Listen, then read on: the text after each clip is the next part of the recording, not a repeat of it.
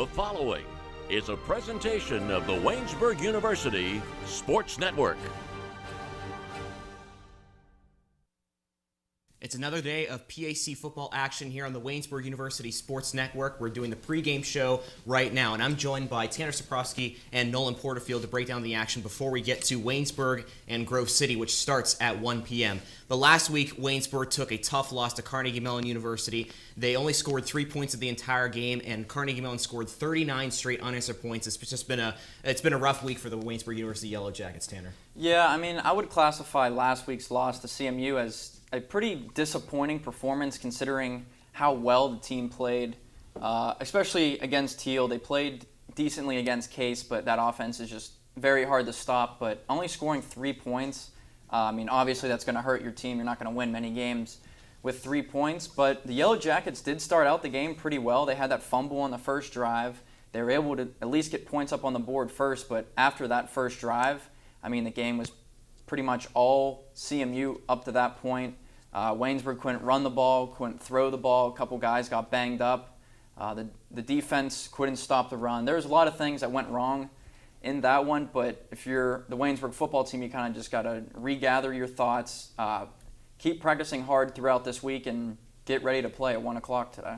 Yeah, another thing I want to build off that, too, is we watched the last week. Obviously, Caleb and I had the call at the WCYJ. One thing that I noticed with this team is that the turnovers were aplenty in our most recent matchup against CMU. We talked earlier about how Tyler Raines didn't have an interception heading into that contest. He ended up leaving it with 3, so definitely not the performance that he was looking for, obviously. And not to mention, even in the second half, they were only down by, I believe it was 17 at that point. They were only down by 17, so you're still within striking distance. You can still make something happen. You get the ball back on the kickoff to begin the second half, and you fumble it and turn it over. And then you have a chance in open field to hit Dakota Romantino, and that ball gets fumbled. So all in all, the Jackets have to do a better job of keeping the ball in their own possession whenever they have it, because it really came back to bite them in that second half. And Carnegie Mellon did a fantastic job on the defensive side, limiting Waynesburg's star players. I mean, Tyler Raines was 12 of 25. He went for 149 yards on the day. Justin Flack, he only had 35 yards on the day as well. Dakota Romantino only had 3 receptions. He didn't even make it to 50 yards. And that's something that you're going to have to see step up for the Yellow Jackets as you go into the next game against a very, very tough Grove City team. Yeah, I think you're going to see some similarities between Grove City and Carnegie Mellon. Carnegie Mellon's defense, you got to give them a lot of credit. Last week, after that game, Carnegie Mellon, now the second best scoring defense, only giving up 11.5 points per game. So Waynesburg really needed to dig deep in that game to get points, and it wasn't able to. But CMU's defense played very well, as Nolan talked about. 3 interceptions for Tyler Raines. He had 0 before that game. The pressure just got to him. A couple loose fumbles, but Waynesburg's defense was also able to force some turnovers, but once again, only getting 3 points out of it, not being able to take advantage of those turnovers really killed Waynesburg, because they recovered 3 fumbles, and Waynesburg had the ball for more than 36 minutes in that game, but just wasn't able to get anything out of it. As you mentioned, Caleb, Romantino was shut down, Justin Flack was shut down. As a team, Waynesburg as a team had 35 carries for 45 yards, and that's just, we know how good Waynesburg's rushing attack is, and that's just not going to win you very many games. And building off what Tanner said as well, another thing that we need to focus on too is the fact that when the Jackets were given opportunities, they weren't really able to do a lot with it. We had one instance where they get a pass interference call and moves them downfield, and they literally got pushed all the way back to the original point where the penalty began to be called from. So all in all, I think the Jackets have to find a way to capitalize on the opportunities when they're presented to you. These are good teams you're playing against. I mean, Grove City's not a team to just laugh off at. They're 3rd in the conference. They got a 2-1 record conference and 3-1 overall. This is a good team, and you have to respect them. And if they're going to make mistakes, don't stop them. Just capitalize on what they're giving you. I think that's something that they failed to do against Carnegie Mellon. It's something they have to do if they want to walk away with a W here against Grove City. And now Grove City has a very potent offense. And last week against Carnegie Mellon, the 2 leading tacklers were Javion Smith and Luke Mangus, each having 8 combined tackles. So what does Waynesburg have to do defensively against this Grove City team? I think first and foremost, it starts with the defensive line. You have to pressure the quarterback. That's how you make teams make mistakes. You pressure the quarterback. If you're on defense, you get up in the offensive player's face. I think it starts with Lucas Donnelly up front. He's been kind of quiet so far this year. You saw him come alive a little bit in that Teal game, but Obviously, CMU is better than Teal. Grove City's even better than CMU. So I think it starts with that defensive line. The linebackers have been playing all right so far this year, but my main concern with the Waynesburg defense is the secondary. They have a lot of young corners, a lot of young safeties. I think Luke Mangus has done a great job so far this year being the quarterback of the defense, as people say. Monroe Moeller played really well in that Teal game. You saw him slack off a little bit against CMU. So I think first and foremost, you need the pressure from the defensive line, and then your corners and safeties need to have better coverage down the field, especially on these long passing plays, which Waynesburg's been burned on multiple times already this season. You hit the nail on the head there, TC. I think, when you talk about guys not getting pressure to the quarterback, that's been a huge struggle with the Jackets here in the early going. They've got some guys on that offensive line that should be doing damage, and they're just not getting there. They're not causing the quarterback to, make a tough decision because he's got pressure coming in on him. That guy had tons of time to make decisions in the pocket last week, and the Jackets weren't really able to do much. And of course, like you said with the secondary, they've been struggling to stop offenses all year, aside from Teal, of course. But we need to see a better performance out of those guys. I understand it's a young group and they have a lot of maturing that needs to be done, but they're not there where they need to be at this moment in time. And I think, just to inject real quick, I think Waynesburg, another thing that goes along with the defensive line, you have to be able to stop the run. Waynesburg is 8th in the PAC, giving up 170 rushing yards per game. If you're able to shut down the run, force the quarterback to throw, it's going to make the opposing team's offense more difficult to get going, and then especially if you can add that pressure of the possibility of getting sacks every once in a while. You don't have to get a sack every drive, but you need to get pressure on the quarterback, stop the run, and I think that's a good recipe, at least for a good start in the game against Grove City. And last week, a couple players like Justin Flack and Dakota Romatino showing signs of possibly getting injured, so that could be something to look to be aware of going into today's game against Grove City. And that game starts at 1 o'clock, but when we come back on the Waynesburg University Sports Network, we're going to be previewing other PAC games.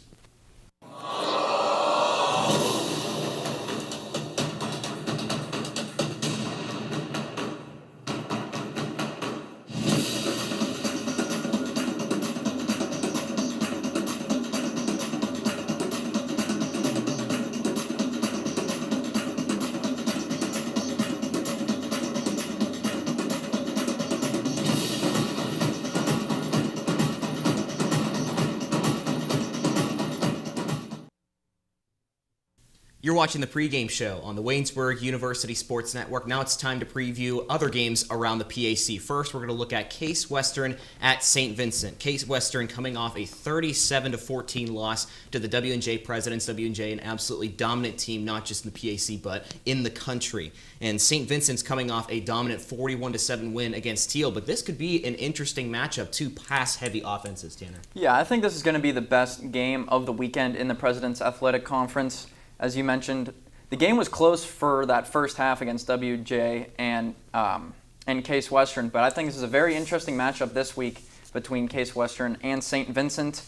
Last week, I know WJ's offense is extremely good. It's very dynamic, but Case's defense gave up 382 passing yards and 204 rush yards, and St. Vincent has a very good offense as well. St. Vincent's last game, they did play Teal. They won 41-7, which is, when you play a lesser opponent, you want to run up the score. You want to be able to hold their offense to a minimal amount of points, which they did, only 7. But St. Vincent, in yardage-wise, 312 yards to Teal's 97. So if they're able to separate themselves like that in this game, I think it's going to be a shootout between St. Vincent and Case Western. So if both teams are going back and forth, for St. Vincent to be able to win, you just need to make a couple stops, and I think they have a chance to pull up an upset in this one. Yeah, it's definitely going to be interesting to see how it all plays out, of course. And like you said, I think this matchup could be a lot closer than people are anticipating it to be. Obviously, Case Western's got that potent offense that we've seen, obviously, from our experience here at John F. Wiley. But as far as St. Vincent's concerned, they've got a couple guys here on defense. Paulie Nice, who had 12 tackles in the last game against Teal, was a Defensive Player of the Week. He had a great standout last Saturday, so look for him to help out on that defense for St. Vincent. But yeah, I definitely see this being a close game, and this one could come down to the wire. I'm looking forward to seeing the results of it for sure. For St. Vincent and Case Western, both of their quarterbacks are ranked in the top 3 for passing in the PAC. Drew Saxton averaging 297 yards, almost 300. That's absolutely insane. And Brady Walker is actually not too far behind him, averaging 259 yards a game. I definitely agree it's going to be a shootout, but in the end, I think Case Western is the more experienced team. St. Vincent kind of struggled at times last year, so I think Case Western's going to take this one, but not in a blowout by any means. And the second game we're going to look at is Carnegie Mellon at Bethany. Obviously, Carnegie Mellon took the 39-3 victory over Waynesburg last week, and then Bethany suffered a big defeat against the Geneva Golden Tornadoes, 42-7. What do you guys see in this matchup? Yeah, well, the way CMU played last week, I think that they're going to be able to win this one pretty easily coming in against Bethany. CMU's offense isn't that crazy good. They do have a good rushing attack, but the defense is what really stands out for the Tartans. Bethany, last game, I mean, they just had nothing going against the Golden Tornadoes of Geneva. Only 6 first downs in that game. One of 14 on third down, which if you're not able to convert on third down and you're not getting any big chunk plays on first and second, it's just going to be a miserable offensive day. And I can kind of see this type of game being repeated by Bethany against CMU. So I think that first matchup at Case and St. Vincent's going to be really good. This one, I don't think so much. Yeah, I'd say the scoring is going to be pretty spread out, at least in terms of how well Carnegie Mellon plays. We saw it, like we said, we saw it firsthand last week. Ben Mills was great for Carnegie Mellon heading into that one, and Trey Vasiliotis, who made a return from a questionable injury that he had, still got 93 yards on the ground. He was very good, and Alex Javier was one of the best receivers for Carnegie Mellon in that game. So I'm looking forward to seeing what they have to offer heading up against Bethany. I don't see any reason how they can't walk away with a victory in this one, especially with how dominant that defense was too. We saw all the turnovers they were able to force against Waynesburg. I feel like they could be able to do the same thing whenever they head up against the Bison. And Carnegie Mellon's defense was dominant against Waynesburg, and they have been all season. But Trey Vasiliotis has been dominant all season too. He actually is one of the leaders in the country in the top 25 for rushing in NCAA Division III. But on the Bethany side, they do have some light. Brennan Seacrest, he averages about 6 receptions a game for the Bison, but I think the Tartans are going to be too much for the Bethany Bison in that game, and CMU is going to take the large victory. Next up, we have W&J and Geneva. Geneva, like we just mentioned, 42-7 against Bethany, and W&J being W&J, they won 37-14 against Case Western. W&J, one of the top teams in the country, but Geneva scoring highly in a lot of these games, guys. Yeah, especially coming up in this next one, it's just the fact that Geneva's offense is so strange to watch. I mean, they run that triple option all the time. Last week in their game, 344 total yards, 344 rushing yards. So they weren't able to, I mean, they don't plan on throwing the ball a lot, which I think if you're playing against the 11th best team in all of Division III football, as the W&J Presidents are, I think you're going to have to switch up your offense a little bit because they're going to come in prepared. You know W&J's offense is going to be great.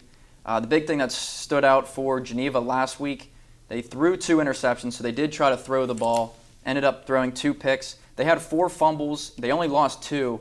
So I think I'm going to go with W&J in this one for obvious reasons. That offense is just way too good. The defense, very solid as well. But if Geneva wants to have any chance in this one, they cannot turn the ball over, and they have to force turnovers against the Presidents. And like we've said, heading into this matchup against the Golden Tornadoes, I like to think that the W&J Presidents are the real storm heading into Beaver Falls here this upcoming Saturday. You got to give credit to the running back Joe Caroli. He had, I believe it was 167 yards from scrimmage and 3 touchdowns against Case Western Reserve on Saturday. If Geneva wants to have any hope of trying to win, they got to help to sustain him. But like you said, so many weapons, all that offense for W&J. They're nationally ranked. They're a powerhouse for a reason. I don't see any reason why they can't go up to Beaver Falls and handle business the way they're supposed to. I think the President's Athletic Conference, W&J looks to be the most complete team. They lead the PAC in scoring offense and scoring defense, and they are ranked in the top 25. They also defeated, in their first game of the season, number 11 John Carroll. So I think it's not going to be a problem for the Presidents to take this one. Now in our final matchup, it's Westminster and Teal. Westminster is coming off a very, very narrow victory by 1 point to Grove City, 33-32, and Teal is coming off the 41-7 defeat against St. Vincent. But let's be honest, guys, not really too much to say here.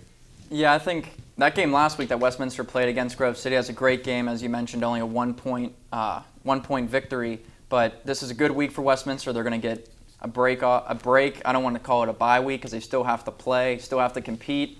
Might not be as competitive as some of the other games, but Westminster right now, they're second in the pack.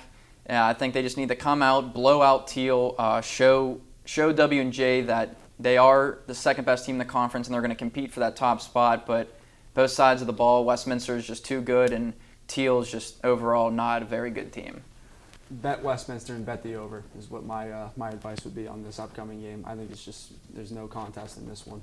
Just put it bluntly, there isn't much to say about this one, I'd say. Yeah, I'm going to really have to agree with you guys. I think Westminster is going to just absolutely dominate against Teal, absolutely no problem. But to preview our Waynesburg and Grove City game, we're going to send it down to our announcers at John F. Wiley Stadium, Riley Holsinger and Jared Wiker. Gentlemen.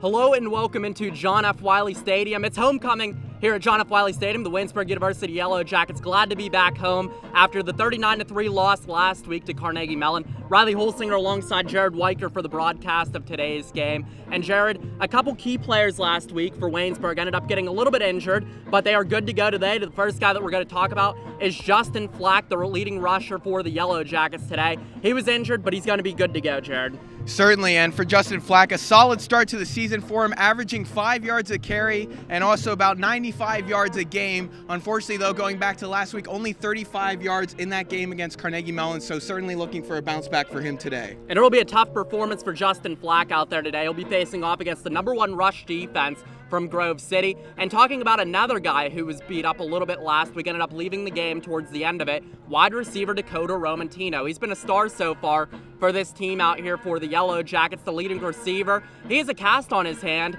but it looks like he's going to be good to go today, Jared. Yeah, and that's good news for the Jackets. Of course, his breakout game, 260 yards and a touchdown against Case Western Reserve a couple weeks ago. And unfortunately for him, 3 receptions, only 42 yards in the game last week against Carnegie Mellon. So also looking for him to bounce back as well. Yeah, it's going to be big today to see how Justin Flack and Dakota Romantino perform out here. But the matchup between Grove City and Waynesburg is coming up very soon right here on the Waynesburg University Sports Network. Thank you, Jared and Riley. Kickoff is happening very shortly at 1 o'clock at John F. Wiley Stadium between Waynesburg and Grove City. And now we're going to give our predictions for the game. Let's set the stage a little bit for the game between Waynesburg and Grove City. What do you guys see going into the matchup, especially quarterback-wise? Yeah, the quarterback matchup is something to definitely watch out for. Tyler Raines, he's been getting a little bit of national recognition. He's been able to, with the exclusion of last game, the Case Western and Teal game, he was able to throw for over 300 yards and 3+ touchdowns. But on the other side of the ball, Josh Est, the quarterback for the Grove City Wolverines, 264 pass yards per game, already over 1,000 yards for the season. Grove City as an offense of whole, 466 yards per game. That's first in the PAC, going against the struggling defense of Waynesburg. And that connection between Est and Cody Gustafson, I think, is just too strong. I think Waynesburg's secondary is going to have some problems with those two. They've had a good connection for the last couple years, so I think it's going to be more of an air raid type game, especially because Grove City's defense, first in the pack in rushing defense, only giving up 46 rushing yards per game. And as we know, that's one of Waynesburg's go-to with Justin Flack and that running back committee that they use. So I think it's going to be a tough game for Waynesburg, but watching both quarterbacks and wide receivers, I think it'll be a fun passing attack game to look out for. Like you said, with Est and Gustafson, they've been a great connection, and obviously it's going to be a challenge for the Waynesburg secondary. One thing we didn't see last week against Carnegie Mellon that much was the connection that we saw between Tyler Raines and Romantino. We usually see those two link up in the previous games. We didn't really see that a lot heading into Carnegie Mellon. I don't know how much it's going to be used, obviously, in this one. They're going to need it, I'd say, if they want to have a chance at victory. But if not, then other guys have to step up accordingly. You got to have your Trent Kearns. You got to have your Matt Craigs. Yeah, those guys have to answer the bell accordingly. And if they don't, I don't see any reason why Grove City is going to have a hard time dealing with the Waynesburg offense. And now it's time to give our predictions for today's game, the Yellow Jackets and the Wolverines. Nolan, we're going to start with you. Who you got today? Well, everybody loves a good underdog story, myself included, and this isn't going to be one of those underdog stories, unfortunately. I see Grove City taking this one here against the Jackets. Yeah, I'm in the same boat with Nolan as well. I think the Yellow Jackets will be big underdogs in this game. And also 2 big things to look out for that we slightly touched on, but Justin Flack, he got injured in that last game. Didn't even look that great in the last game. Dakota Romantino's been walking around campus with a cast on his wrist. There's some speculation if he's actually going to play in that game, but even if both of those guys play, I still got to go with Grove City in this one. And let me put it to you guys this way. I mean, I think W&J in the PAC is the most complete team in the conference, but I think right beneath them is Grove City, in my opinion. They're ranked in the top 3 in scoring offense, scoring defense, rushing offense, rushing defense, and pass offense. So I think Grove City is going to take it at John F. Wiley Stadium. And speaking of John F. Wiley Stadium, that's where we're going to send it for Riley Holsinger and Jared Wiker for the call.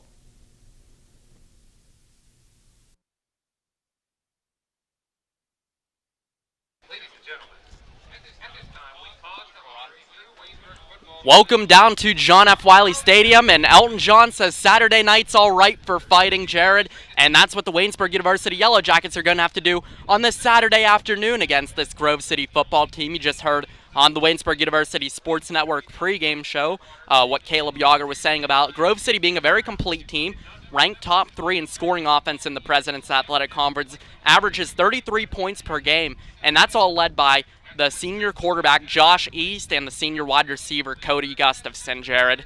Certainly, and those are 2 guys that I'll be watching for sure, but also as well going back to the Grove City defense, 5th in the PAC with 4 interceptions so far, and of course Tyler Raines last week threw 3 interceptions to Carnegie Mellon, so hopefully a bounce back for Tyler Raines and we won't have to worry about the turnovers. The first 3 interceptions so far of the season that Tyler Raines has thrown for. The transfer trio has been really dominant on offense for Waynesburg in that Case Western Reserve and in that 2 victory that Waynesburg ended up winning. But other than that, the offense has been struggling a little bit out there. Only 6 points in week 1 against Muskingum. Last week, only 3 points against a really tough Carnegie Mellon defense. And Carnegie Mellon, a team that Grove City has already defeated. We'll be going to a break right here on the Waynesburg University Sports Network. When we come back, we'll have the action of the game between the Grove City Wolverines, who sit at 3-1, and the Waynesburg University Yellow Jackets, who sit at 1-3. We're going to fade up to camera 3 in 5, 4, 3, 2, 1, take it.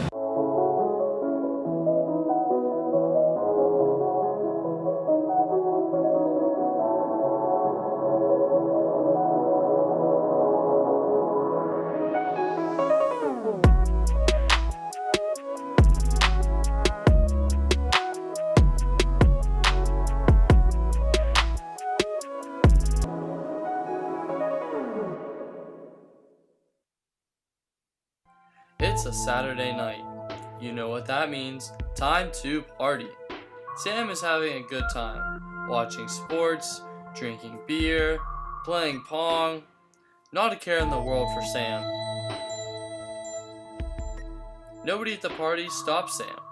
They let him walk out the door with his keys, even though he was stumbling, having a hard time to stand up. What happened less than 10 minutes later would change Sam's life forever.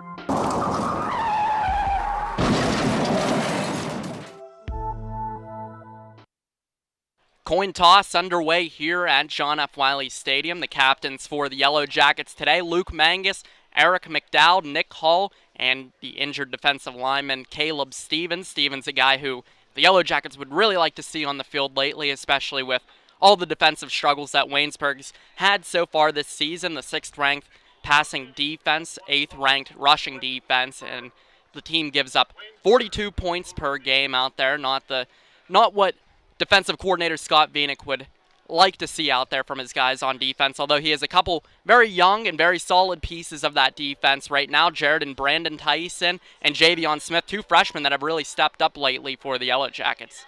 Certainly, and it's been very fun to watch both of them. Brandon Tyson, though, a couple weeks ago, a little trouble with the penalties, but we'll look forward to see him playing and locking down at the cornerback position. Also, Riley, something worth noting, Waynesburg 6th in total defense. So although some issues with the running game, decent in the passing game, 6 as well, and then 6 for total defense. So it's not totally bad news for the Jackets. Grove City set to kick off here at John F. Wiley Stadium. Grove City trying to move on to a 4-1 record. Meanwhile, the Waynesburg University Yellow Jackets trying to pick up its second win of the year. So, Eddie Bianco set to kick off for the Wolverines here. Back to return for the Yellow Jackets. Sophomore cornerback Monroe Moeller and senior running back Nick Hall. This is an exciting one today, Jared. Homecoming here at John F. Wiley Stadium, although a lot of red and burnt orange in the bleachers. I'd say it's about 50-50 here. So we'll have some Waynesburg fans start to trickle in mid-game. So Bianco talking to the official, Steve Hoover, right now. Getting set to kick off for these Wolverines here. Waynesburg trying to get the ball, have a good start on offense, set the tone right for this game against the Wolverines, who have been a very tough team this year, only lost by 1 point to last year's President's Athletic Conference champion Westminster. Meanwhile, last week we mentioned it before, Waynesburg with that 39-3 loss against Carnegie Mellon, excuse me. So Bianco set for the run-up here at John F. Wiley Stadium as they wait for that clock to trickle down to 0 to make sure that we're starting right on time, right at 1 o'clock here at John F. Wiley Stadium. And Bianco with the run-up and decides, you know what, I'm going to get reset here. The anticipation's building up here. They just want us to get more and more ready for this game, Jared. Yeah, high energy for homecoming today. Monroe Moeller, one of the guys back to return, had an 89-yard kickoff return for a touchdown earlier in the season against Teal. So now we're set and underway, and here's the boot by Bianco. He kicks this one over to Moeller. Moeller grabs that one at the 15. Moeller takes it upfield past the 30, and it looks like he'll be brought down by freshman Colbeck there off the kickoff coverage. So Waynesburg University getting set to start its offense here for the first time today. They're led by junior transfer quarterback Tyler Raines. Raines transferred from Division I FCS Towson. Last week didn't have a pretty performance, 12 of 25, 149 yards, and threw his first 3 interceptions of the season. He's going to be flanked by Justin Flack, also another transfer in the backfield. Raines gets a snap, fakes this one to Flack, throws this one downfield towards Romantino, and that pass is going to be over his head and incomplete. So 2nd down and 10 here for Waynesburg University at its own 34-yard line. Yellow Jackets trying to get over to its 44-yard line for a first down here. So early on we see Tyler Raines trying to target Dakota Romantino despite him having a cast on his left hand, Jared. I'm sure tough thing for a wide receiver to deal with out there with a cast on your hand. Raines looking over to the sideline at Coach Chris Smithley for play call now. A little audible at the line here. Raines gets a snap. Handoff here to Justin Flack. Justin Flack bounces this one around the outside, and Patrick Mark on the tackle for Grove City. Yeah, Raines with the keeper there. Ended up a good fake and a solid drive towards the near side for the first down. I was completely fooled on that one, Jared. I was like, Raines with that one. Wow. Yeah, got just about everybody there. The Grove City defense was not ready for that one. And we'll have the replay coming up on screen here. So you see Tyler Raines keeping that one before being brought down right before the 50 now. So that'll set up a 1st down and 10 for Waynesburg here. Have to get to the Grove City 41-yard line. Raines in the shotgun set. Gets a snap. This time the handoff to Justin Flack here. And Justin Flack will pick up about 2 on the play to set up about 2nd down and 8 for the Yellow Jackets here. So Justin Flack, now we see his first carry of the game there. Last week, Flack had 13 carries for 35 yards. Not a performance that he expected to have against a tough Carnegie Mellon front 7. There'll be another tough matchup today against the number 1 ranked rush defense in the President's Athletic Conference in Grove City. So 2nd down and 8 here. Waynesburg has to get to Grove City's 41. Raines with the snap. Drops back to pass, fires this one over to Matt Craig, and that ball is going to be picked off by, it looks like, Ryan Fleming on that play. Or no, excuse me, Brendan Caffrey on the interception there by Grove City. Yeah, Brandon Caffrey able to steal that one. Just beating Matt Craig to the jump there, and solid awareness there by the cornerback. So already, Tyler Raines throws his first interception of the day here. Raines threw all 3 of his first interceptions this season. Last week against Carnegie Mellon, throws his first one in today's game here, so he has 4 interceptions now on the year. So Josh East at quarterback for the Grove City Wolverines, flanked in the backfield by Nico Flatty, the freshman running back. It's been the bell cow for the Wolverines so far. Play action fake here. East throws this one out wide, and that ball is going to be caught and out of bounds near the sideline is Scott Frazier on that play. Frazier had 6 receptions last week, 57 yards and a touchdown. Picks up a first down right there for the Wolverines. So already Grove City getting back to work here. East in the gun. Looks over to his sideline. Nico Flatty, the freshman running back from West Allegheny, flanking East on his right. 3 wide receiver set here. East gets the snap. Drops back to pass. Throws this one over towards Ryan Heckenthorn. Heckenthorn hauls that one in, and he's going to be still on his feet before the referees whistle him dead at the Waynesburg 16-yard line. So a big play on back-to-back plays for Grove City here, Jared. Yeah, and there was some pressure by the Jackets there. Ended up knocking down Josh East there, but not quite enough, and able to get a solid pass there to get Grove City in the red zone. Last week, Heckenthorn, 7 receptions, on the season, 7 receptions, 252 receiving yards and 1 touchdown. Averages 63 yards per game, 8th in the President's Athletic Conference. East gets the snap here. Play action fake, throws this one to Frazier. Frazier couldn't haul that one in. Defended by Monroe Moeller on the play there. So Grove City tried the play action fake there to see if they can get Scott Frazier open in the end zone. Lance Kleinfeller coming into the ball game now at offensive line for the Wolverines. A little bit more of a heavy package here. Clayton Parrish, the running back in the backfield, leads the President's Athletic Conference in rushing touchdowns with 8. Shotgun set. East gets a snap, handoff to Parrish here, and Parrish is brought down in the backfield by Samuel Hamilton. Samuel Hamilton has been solid so far this season for the Yellow Jackets, the freshman from Bowie, Maryland. Samuel Hamilton had 2 sacks a couple weeks ago in the Case Western Reserve game. So 3rd down and about 13 here for the Wolverines. The Wolverines need to get to Waynesburg's 6-yard line for a first down here. 3 wide receivers set. East gets a snap, tosses this one to his left towards the end zone for Frazier, and incomplete. The field official on that play, Andrew Mort, said that Frazier is out of bounds on that one, as we'll see the instant replay here. So Frazier hauling that one. If only the end zone was extended a little bit more, about 3 or 4 yards, he would have had Grove City's first touchdown of the afternoon. And on 4th down here and 13, Grove City will trot on the kicking team. Nick Morrow missed some key field goals last week in Westminster's defeat of Grove City. So Nick Morrow, certainly a big kicker, reminds you of Joey Jolius. The snap is down, the kick is up, and the kick is good.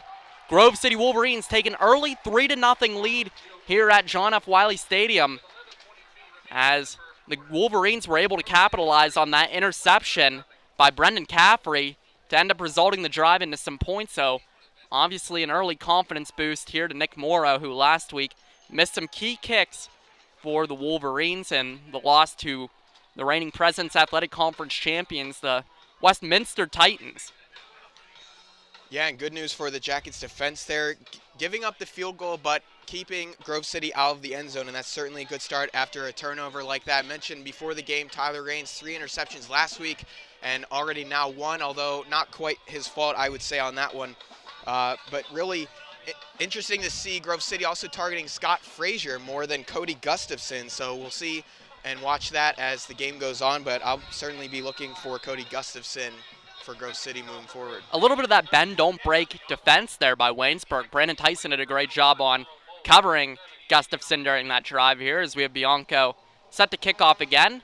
This time he'll boot this one near the way of Monroe Moeller. Moeller lets this one hop out of bounds at around the 8-yard line, and Waynesburg will have good field position to set up its second drive of the game here. First drive, not what Waynesburg would have wanted out of there, as Tyler Raines threw that interception to Brendan Caffrey. This is a very solid Grove City defense, though. First in rush defense, although only 7th in pass defense. So see if Waynesburg can exploit that throughout today's game. Another thing to watch for, too, is the pass rush by the Wolverines, number 1 in the PAC in sacks with 12. Raines in the gun, gets the snap, rolls out to his left, fires this one over to Matt Craig. Matt Craig hauls that one in for a 3-yard gain on the play. Matt Craig, the senior from Avella High School. Avella not having a great high school football season right now, still winless. Matt Craig this season has 10 receptions, 124 yards, and 1 touchdown. Last week he only had 1 reception for 10 yards.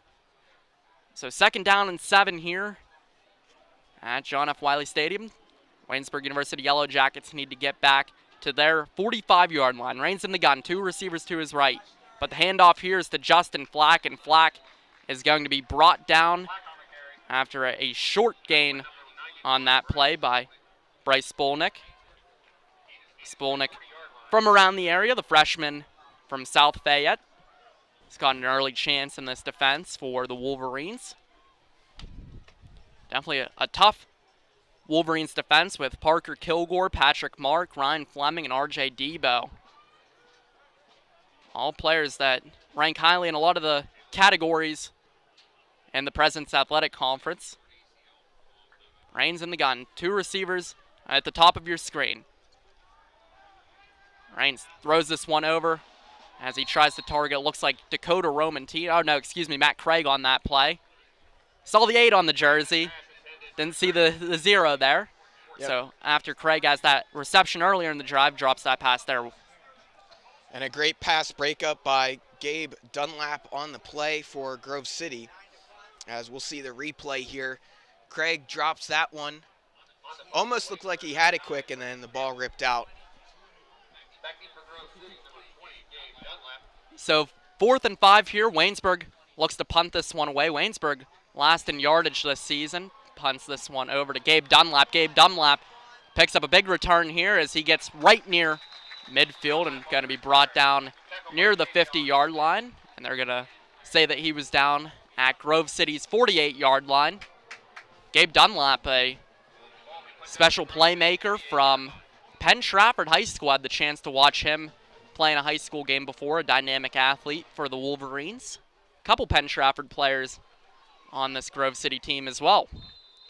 So Grove City back on offense after the field goal by Morrow to give the Wolverines that 3-0 lead.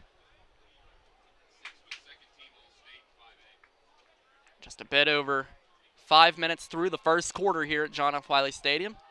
East in the gun. Gets the snap. Fake to Flatty. Tosses this one deep downfield to Cody Gustafson. Gustafson, jump ball, hauls that in. And that's a huge first down for the Wolverines on that play as Gustafson being brought down at the Waynesburg University 16-yard line. Yeah, and I mentioned before, looking for Cody Gustafson, and right on cue, there it is. First play, the next drive, able to get down there. Monroe Moeller able to bring down Gustafson, at least to keep him out of the end zone. Gustafson, the top receiver in the President's Athletic Conference with receptions, yards, and touchdowns. On the season, he has 37 receptions for 500 yards and 5 touchdowns. Last week had a big week as well. 13 receptions, 132 yards, and a couple of scores. East throws this one into the end zone towards Gustafson again, and Gustafson does not haul that one in. Incomplete. Monroe Moeller on the pass coverage there, as it looked like Gustafson had a great chance for another touchdown here, Jared.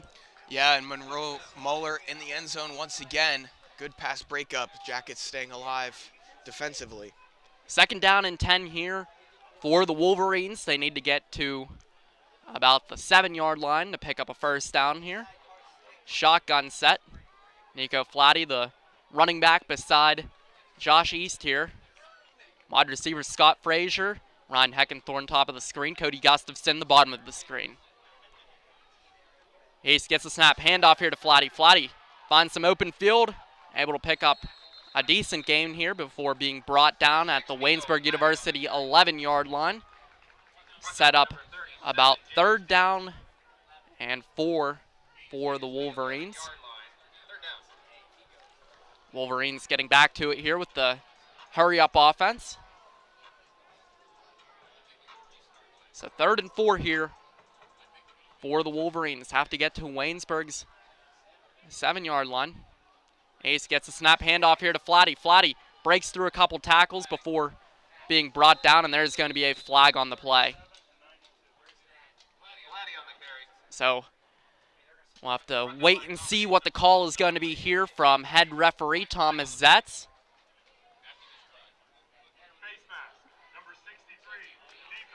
And the penalty here on defense is the face mask call on Sean Hitler, the junior from Moon, Pennsylvania. So that'll move the sticks here for the Wolverines, set them up about 1st and goal at the 4-yard line. So Grove City coming in again with the heavy package here. Clayton Parrish, the guy who Grove City likes to go to in the red zone, is in the backfield. Had 13 carries, 35 yards, and a touchdown last week for the Wolverines. Parrish gets the handoff here, and he's going to be brought down at the 2-yard line by a couple Jackets defenders on the play. So Grove City, when they run this heavy package here, throw in some other offensive linemen in there, load the box up a little bit, and just ground and pound, Jared. 2nd down and goal at the 2, and a little motion here from the offensive line. Not something you normally see in a game. Parrish the back in the backfield. Some motion here. The give's going to be to Parrish. Parrish bouncing up near the goal line, and they're going to say he is brought down at the 1-yard line. So Clayton Parrish trying to push for that end zone there. Unable to find it, though. So Grove City really trying to pound that rock with Clayton Parrish. Yeah, and great job defensively for the Jackets, forcing the 3rd and goal on the 1. Jackets forcing a field goal the last time Grove City was in the red zone, so hopefully the Jackets can do it again. Heavy set here once again. Cody Gustafson, the only receiver on the field at the bottom of the screen. Some more motion in the backfield here by the Wolverines. Parrish gets the handoff here and gets the touchdown. Grove City Wolverines now lead 9-0 over the Waynesburg Yellow Jackets as Clayton Parrish adds in his 9th rushing touchdown of the year. And as before mentioned, leading the President's Athletic Conference in rushing touchdowns. Take a look there. Parrish just pounds right through the Waynesburg defense, and Morrow on to kick the extra point here for the Wolverines. Snap, the hold is down, the kick is up, and the kick is good. The Grove City Wolverines lead early here at John F. Wiley Stadium, lead 10-0 over Waynesburg, as we're only 6:46 left to go here in the first quarter. So the Waynesburg defense putting up a little bit of a fight here, Jared, but unable to stop Grove City on that drive. Yeah, certainly, and when you give Grove City some good field position, the Jackets, after giving up the field goal on offense, not out there very long, give it right back to Grove City. So moving forward, certainly, hope to see some stops by the Jackets defense. 8th in red zone defense coming into the game. So towards the bottom of the PAC, but hopefully moving forward, able to keep Grove City out of the end zone and maybe just get some field goals, and also need to see some bounce back here by the Jackets offense. Yeah, the Jackets defense so far this year gives up 42 points per game. Not what you like to see on defense from the Jackets, but Bianco on to kickoff again here. Javion Smith, Nick Hall, looks like they're back to return. Or Javion Smith and Monroe Moeller. Moeller grabs this one here, past the 25, and will be brought down at about the 32-yard line. So that'll set up for Waynesburg to start its 3rd drive of the game here. First drive ended with that interception from Raines to Brendan Caffrey, and the 2nd drive As that punt away that Waynesburg had. Look to make some progress here on drive number 3 of the day. Waynesburg offensive line without right tackle Alex Torrance.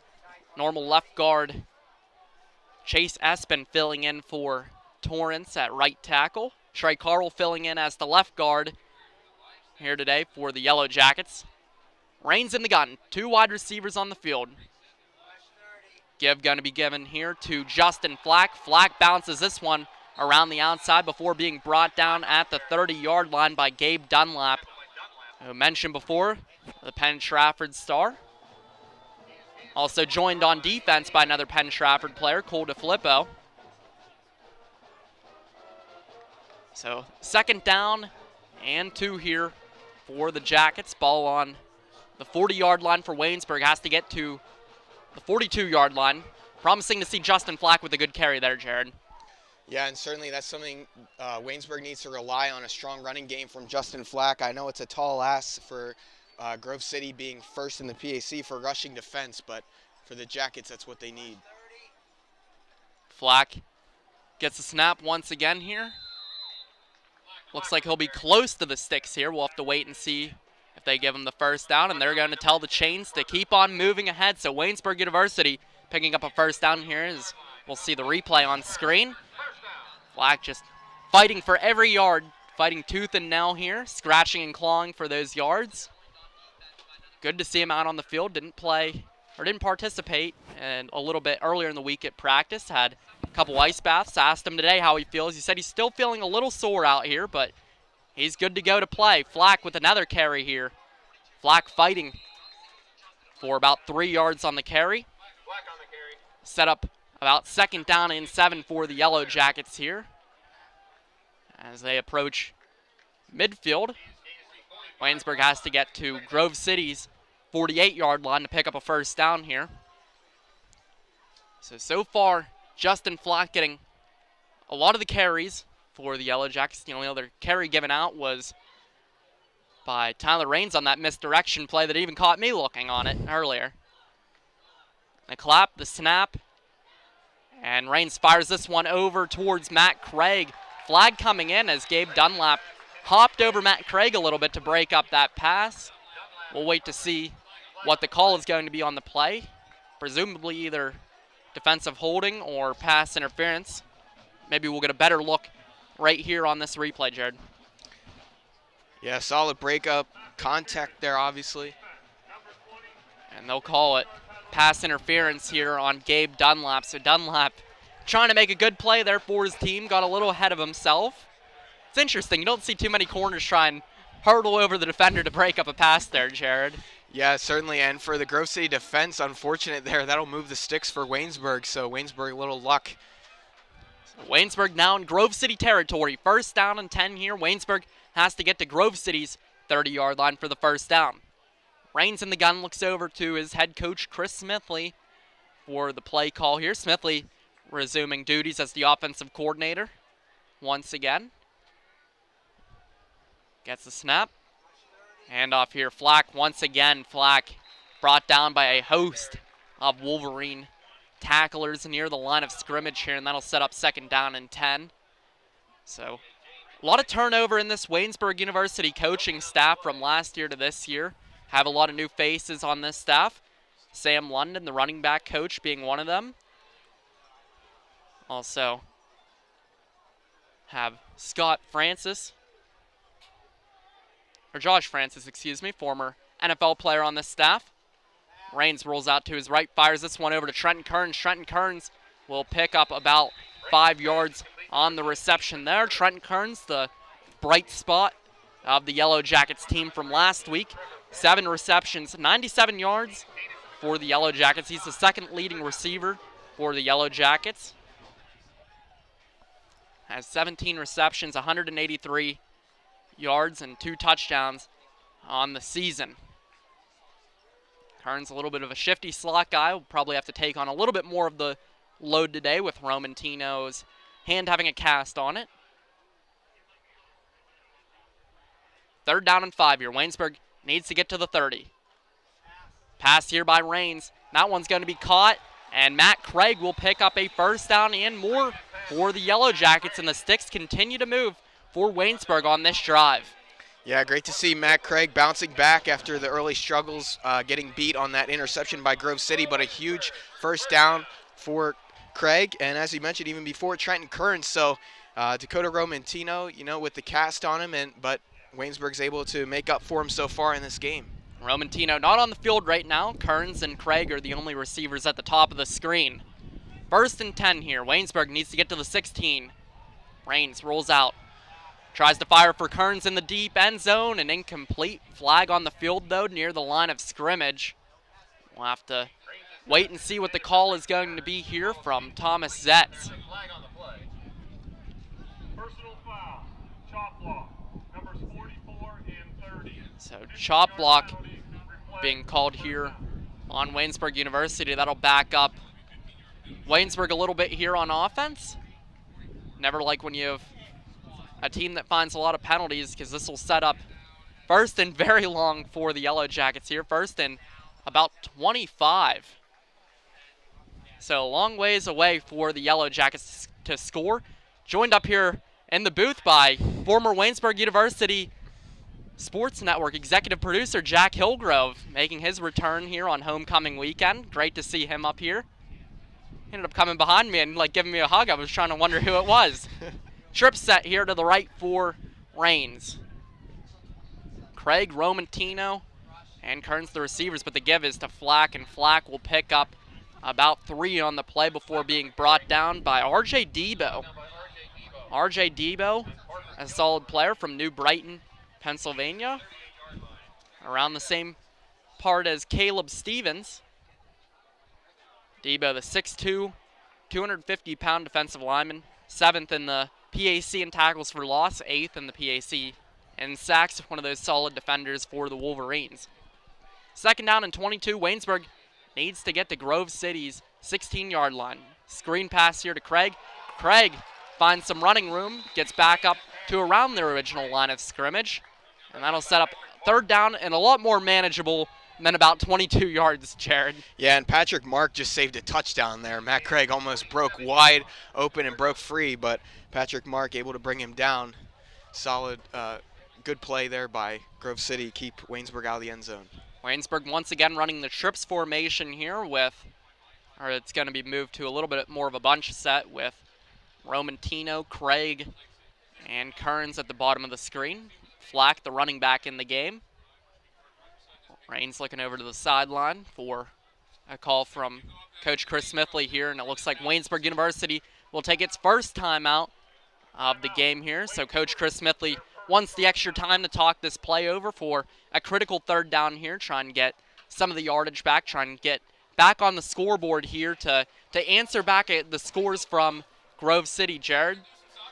Yeah, the field goal by Grove City, Waynesburg able to bend but not break, as you mentioned, Riley, and then Parrish with a 1-yard touchdown run back with 6:46 in the first quarter here. So Waynesburg needs to answer back, and of course it is a big 3rd down, 3rd and 11. So hopefully the penalties before doesn't stop the momentum. So we'll take a look here at that last catch by Matt Craig on the screen. Matt Craig able to get that ball. Some good blocking there, and Patrick Mark just able to make that tackle there for the Wolverines. Didn't take the best angle to that ball, as we see Matt Craig, the senior from Avella High School on your screen. Didn't originally come here to play football. Ended up on the team and making some solid contributions here on a team that's limited with the wide receiver depth. As Waynesburg running that bunch set again. Kearns, Romantino, and Craig in the game. Romantino has a lot of heart for playing out here with that cast on his wrist. And a flag being thrown down here. And Trenton Kearns with some early movement. And, yep, he'll get the false start. Yeah, so push Waynesburg back even more. Penalties have killed Waynesburg here in Grove City territory. You had the chop block that pushed Waynesburg back from 1st and 10 to 1st and 25, and now from 3rd and 11 to 3rd and 16. Still in quarter number 1 here at John F. Wiley Stadium. Rains in the gun. Gets the snap. Looks downfield. Rains escapes some pressure here. Makes a throw over near the sideline, and that pass is going to be incomplete as he targets Trenton Kearns on that play. Patrick Mark, one of the defensive backs over there to make the stop for the Wolverines. So 4th down now and 16 for Waynesburg. Keegan Robbie, the kicker for the Yellow Jackets, but hasn't kicked a ball this far yet for the Yellow Jackets this season. His range is more in the mid-30s for Waynesburg. Though Keegan Robbie, 4 for 4 this season with field goals, but the offense will stay on the field for the Yellow Jackets. 3 receivers at the bottom of your screen. Rains gets the snap. Avoids some pressure here, scrambles around. Rains rolls out to his right, throws this one deep downfield into the end zone, and that is going to be caught. And they're going to say Dakota Romantino was out of bounds, as Romantino almost had a great catch there in the end zone. And Romantino's looking at the video board. He wants to see the replay. Let's see if we can give him that. And here we go.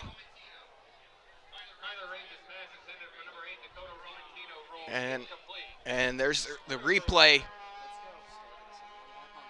Rains with the long ball, and Romantino, even though with the cast, able to get that one, but out of bounds. Very unfortunate for the Jackets on 4th down, and Grove City taking over. So turnover on downs here. Grove City back on offense. 2 for 2 so far and scoring on its drives. Run here by Nico Flatty. Picks up a huge chunk of yardage here on 1st and 10, and that'll set up about 2nd down and about 4 on the play after the 6-yard rush there by Nico Flatty.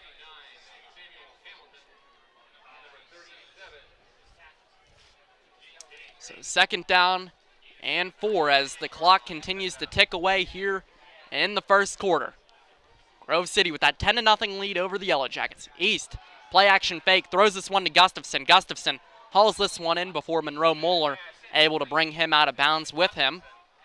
So Cody Gustafson, one of the star wide receivers for this Grove City Wolverines team. You look at the record books for receiving, and Cody Gustafson has a lot of those records there for the Wolverines. Him and Cameron Drake from a couple years ago were a very solid tandem at wide receiver for this Grove City team. As that'll be the end of the 1st quarter here as the Grove City Wolverines lead the Waynesburg University Yellow Jackets 10-0. We'll go to a quick PSA break before we're back for the 2nd quarter, and Jared Wiker will take over for play-by-play then. Have you ever been to the Everly Library? If not, you should, because it's great. They have books of all different genres: history, biography, fiction. Try The Evolution of Life, Life of Pi, or Jurassic Park. So what if books aren't your thing? Try movies, like Frozen, or TV shows, like Lost. Books and DVDs aren't the only thing, though. Take a trip to the 2nd floor. Welcome to the Writing Center. These tutors will tell you everything you need to know about writing a paper, and they'll help revise your essays. Now let's head back down. Behold, the Knox Learning Center. Need to print something out 5 minutes before your next class because you procrastinated? No problem. You can also print off pictures of dogs. Because, well, you can. So grab your homework, laptop, and textbook, and study diligently. Bring your lunch too. Actually, you can't. That's illegal. Now you know the Everly Library. Stop by anytime. Seriously, it's open all week.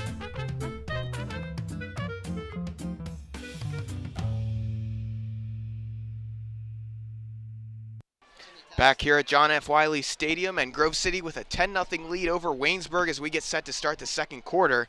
East gets the snap and a toss there towards Frazier, and that one incomplete. Ball slightly overthrown the head of Scott Frazier. That'll bring up 2nd and 10. And Grove City on its 43-yard line. Yeah, we've seen Josh East target Scott Frazier a little bit more than expected so far early. You mentioned it earlier, Jared, that we thought he would be targeting Gustafson a little more.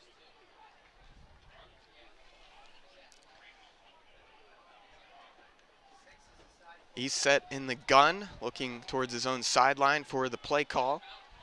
2 receivers on the left, none on the far side. East with the snap, looks towards his left, and a throw towards Cody Gustafson, and he catches him. Gustafson breaking free to the end zone. And a huge play, 57 yards on that one, a touchdown catch for Cody Gustafson. Yeah, Grove City, Josh East, and Cody Gustafson really took advantage there, as we see on this replay, of Braden Mahalik coming in at cornerback here. So not the normal guy that would be on Cody Gustafson, and it's a huge touchdown there for the Wolverines, who now go up 16-0. And the extra point by Nick Morrow is good. So now it's a 17-0 lead for the Wolverines as we barely just begun this second quarter. Yeah, Waynesburg trying to put up some fight here on defense, just a blown coverage by Mahalik, and Cody Gustafson took advantage of him coming in the game. I wouldn't even say it's that much of a blown coverage. It's just more of Gustafson blowing by Mahalik there, and Grove City really took advantage of that. It's kind of interesting how this team went from a couple years ago with Wesley Schools being a run-oriented team to now being more of a pass-oriented team. Yeah, one of those plays breaking free for Gustafson, just got to tip your cap to him. As we pointed out, we were watching Grove City really target Scott Frazier, but then on cue, Cody Gustafson breaking away for the long touchdown score.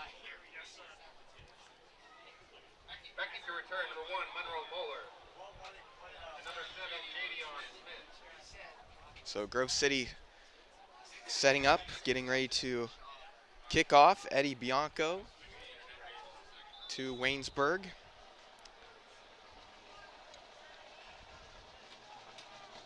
And Bianco with the kick, and more of a line drive, and that one will hit the end zone for a touchback for Waynesburg.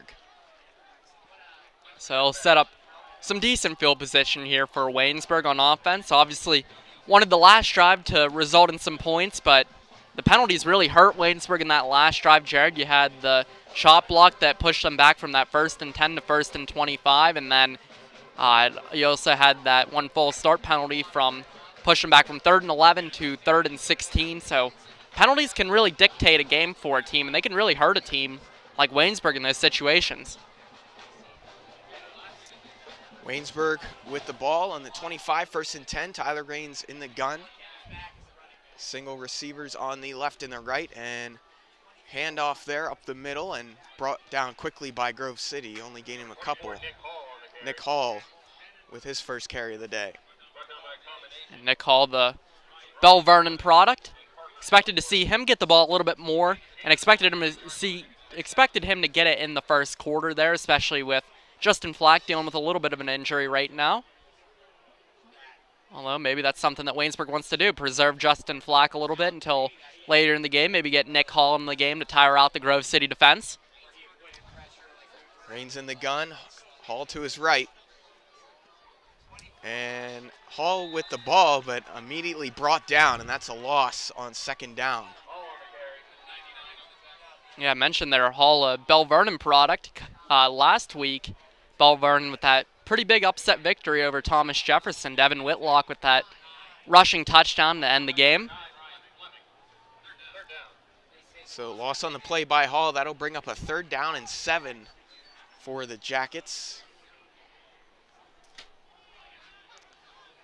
Raines in the gun, trips to his right.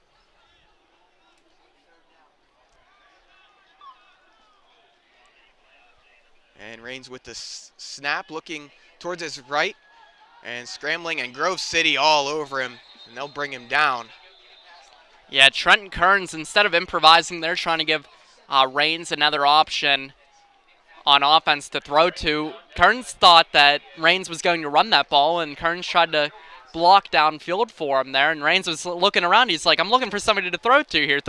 He's like, come on, get open for me, but Raines ended up being brought down for a big loss, and Waynesburg on to punt again.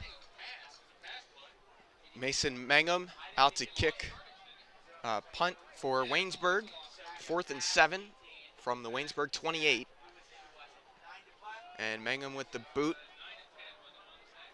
A high kick with some hang time, And a friendly roll for Waynesburg. Just about to mention, not very far of a kick, but a good roll for Waynesburg.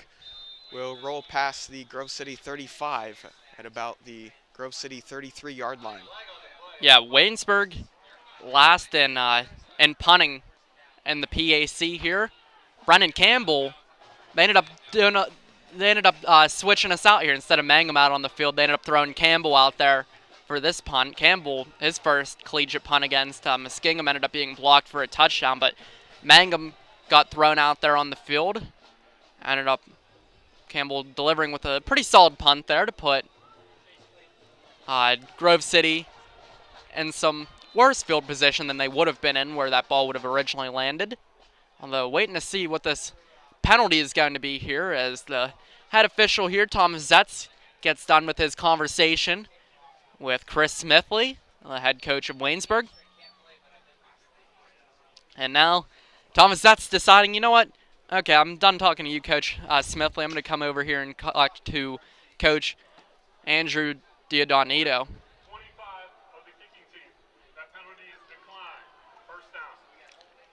So holding call on Waynesburg declined. Yeah, Brett Hicks called for the holding on that play. Interesting that they declined the penalty. So Grove City still set up with a 1st and 10.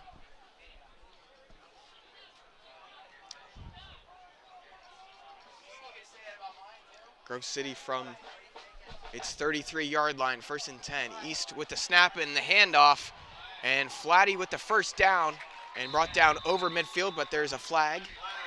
Flatty did a really good job of being shifty with that run there, cutting directions on a dime there, and a Yellow Jackets defender is hurt on the field. This run will come back here as the penalty's on Jared Kraut for holding. And we have a player down for Waynesburg. It's Joel Zellum. Yeah, I hate to see that. One of the guys that the Yellow Jackets like to throw in on rotation here for the defensive line. Hate to see any injury of any sort in any football game. Although Zellum able to sit up a little bit and walk off the field. That's always a little promising there, that he's able to jog off the field. Hope that Joel's doing fine. So Waynesburg getting a little bailed out on there from that run by Flatty and getting called back for that holding penalty.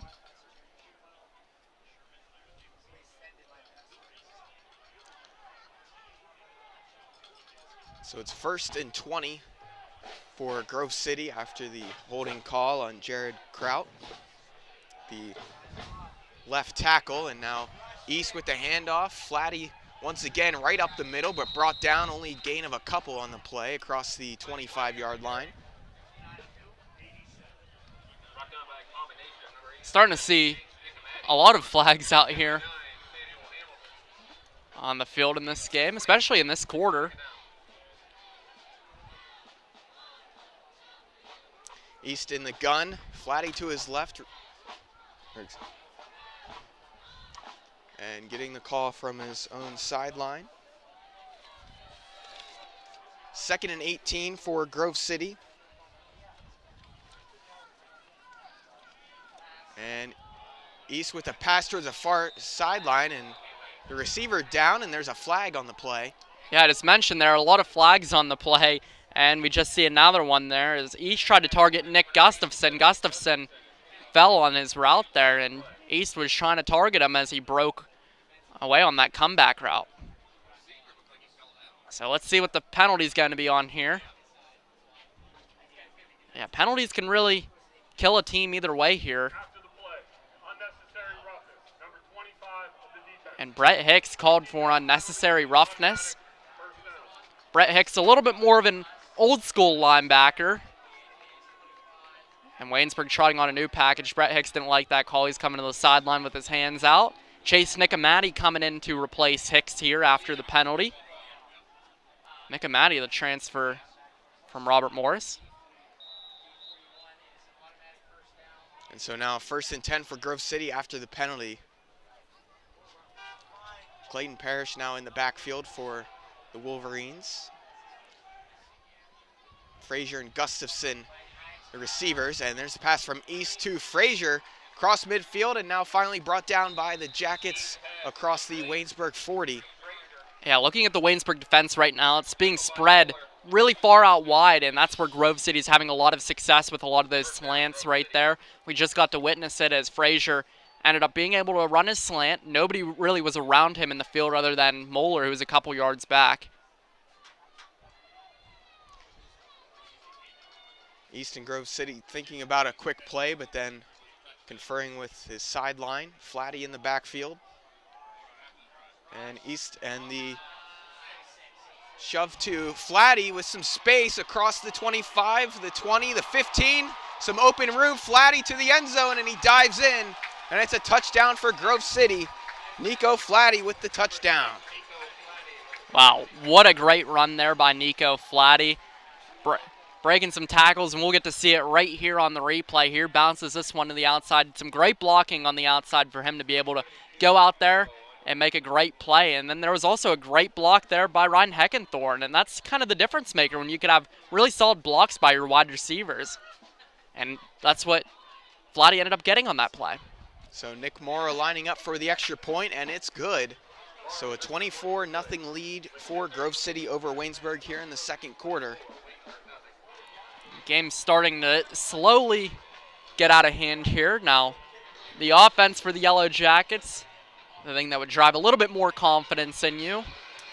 Although this Yellow Jackets offense a little decimated right now with some nagging injuries. Obviously, it's hard for Dakota Romantino to come out here and play with a cast on his hand. I mean, thinking about it, that's got to be one of the hardest positions to play with a cast on your hand, especially when your job's catching the ball. The only position that I think that might be harder to play with a cast on your hand is if you're playing quarterback and it's your throwing arm is the one that has the cast on it. But it's just amazing that Romantino's been able to play today. Justin Flack, we mentioned it, a little more banged up in today's matchup.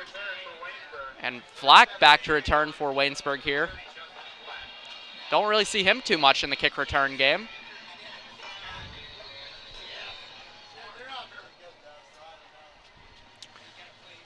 Grove City leading Waynesburg 24-0. Eddie Bianco with the kickoff once again.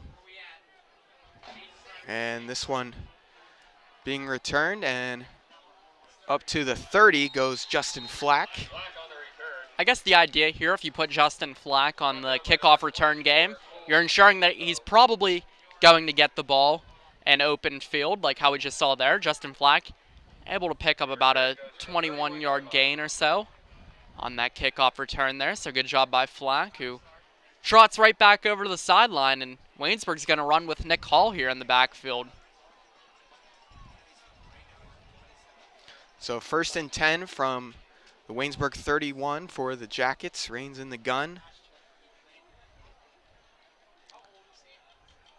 Two receivers on his left, and a quick throw to Kearns, and brought down immediately on the play by Grove City. That'll bring up 2nd down.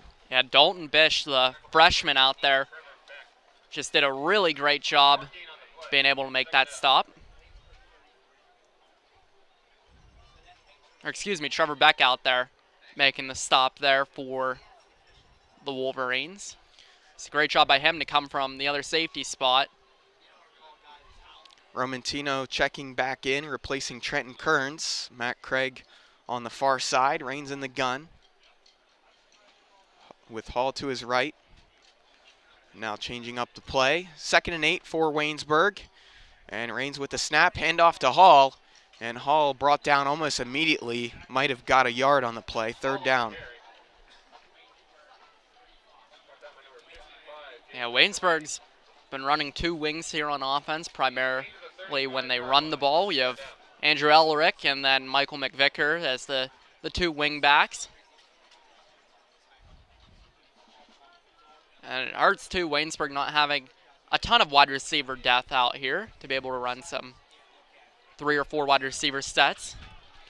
3rd down and 6 for Waynesburg. Rains gets the snap in the gun, and a quick throw to the far sideline for the 1st down, hitting Romantino. Yeah, I mentioned it before, and I'll say it again. It's really impressive to see Dakota Romantino playing in this game, especially with that cast on his wrist and playing wide receiver. It's interesting, though. He cuts off a piece of his normal gloves, and he puts it on the edge of his cast to help him catch the ball a little bit better. But he puts, I was hearing this from one of the Yellow Jackets players, puts about like 3 socks over the cast and then puts on those wide receiver gloves to help him out a little bit. By any means necessary, making that ball easier for him to catch, a little bit more comfortable for him. Big third down conversion for the Jackets as Raines with another quick one to Romantino. And another catch there, bring up second down. Yeah, Dakota Romantino has been the star of the Waynesburg offense so far since transferring from Cal U. Very impressive to see him play, though. Once we saw him earlier in the week in the Beehive with that cast on his wrist, our director, Tanner Saprosky, definitely didn't think that that looked good and that we were going to see Romantino play for a long time, but he's out here on the field today. 2 catches so far for Romantino. Raines in the gun will hand it off to Nick Hall, or he'll keep it again. So Raines holding on to the ball there, but doesn't gain much of anything on the play. Bring up third down. So we're even now. We've both been faked out by Tyler Raines' keeper here. So that makes me feel a little bit better now, Jared.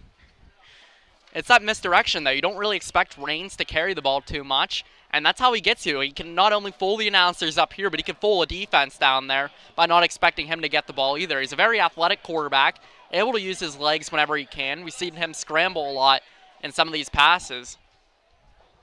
3rd and 6 for Waynesburg. Raines in the gun, looking to his left, and then brought down, swallowed up by the Grove City defense, the front line, coming up big for the Wolverines. Yeah, Raines just able to get right back up to around the line of scrimmage there. And a late flag on the play. We're getting joined by some Yellow Jackets here in the booth, not the football players, not by other students here at Waynesburg University, but by some actual Yellow Jackets. And unsportsmanlike conduct here called on Grove City, so that'll help Waynesburg move the sticks here, help out the offense. Yeah, and a very costly penalty for Grove City there. Would have had the 4th down, but instead, Waynesburg the other way. Now setting up on the Grove City 38-yard line, 1st and 10.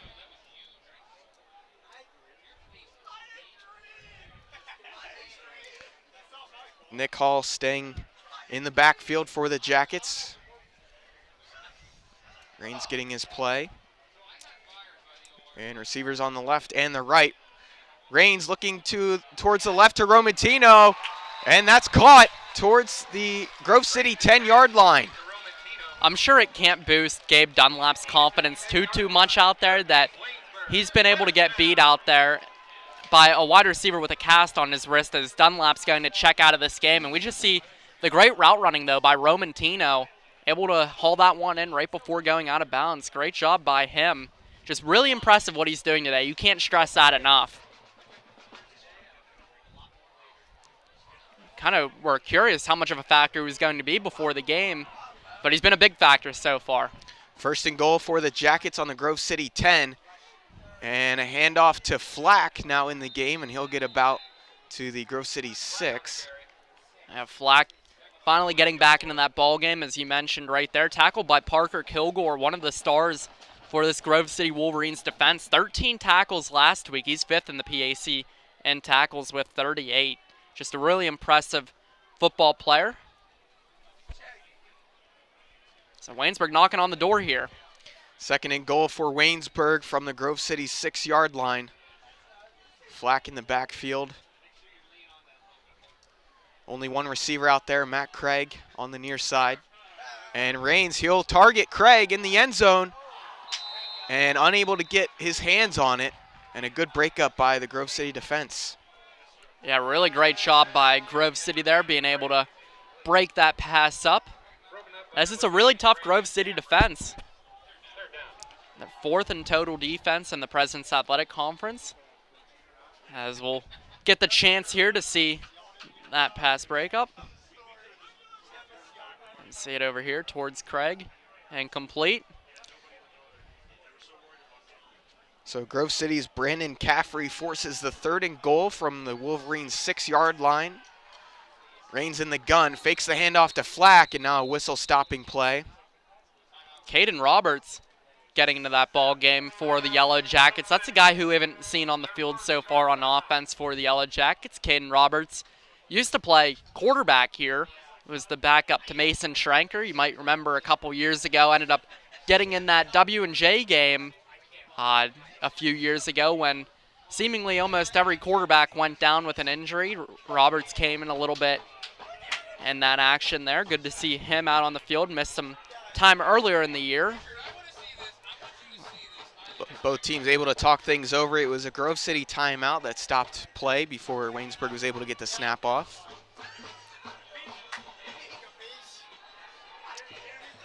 So if you're Waynesburg, it's a big time.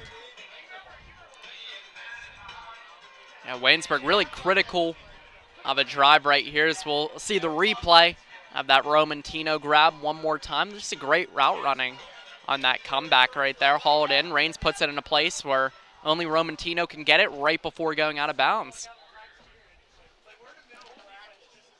So big 3rd and goal from the Grove City 6 for the Jackets.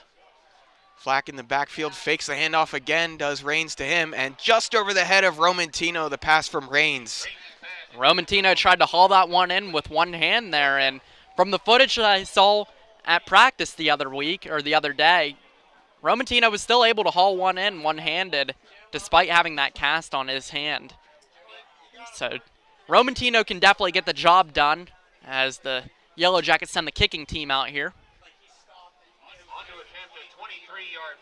So Waynesburg settling for the field goal attempt here. 23-yard attempt by Keegan Robbie. And the hold from the snap. And the kick is no good. So wide to the left for Robbie, and that's his first miss of the season. Yeah, I was just right about to mention that, Jared. Before that kick by Keegan Robbie, he was 4 for 4, one of the more accurate kickers in the President's Athletic Conference, and he misses, honestly, a really key field goal for Waynesburg there to get up on the scoreboard, maybe carry a little bit of confidence heading into halftime. Although a promising sign out here for the Waynesburg defense, being able to get Joel Zellum back out on the field. We saw Joel Zellum leave a little bit earlier in the ball game with an injury, so promising to have him back out here for the Yellow Jackets. Jackets running a 4-3 defense right now. Grove City with the 1st and 10 on its 20-yard line. East gets the snap in the gun. Looking to his right has Cody Gustafson breaking open, and he's able to catch it, but it's out of bounds. Yeah, Gustafson really tried to toe tap that one in there. Just a incredible effort by him trying to make that grab. Ends up turning his back as we're going to see a replay right here. And wow, just a hard grab to make as a wide receiver. Really impressive that Gustafson almost hauled that one in. 2nd and 10 for the Wolverines.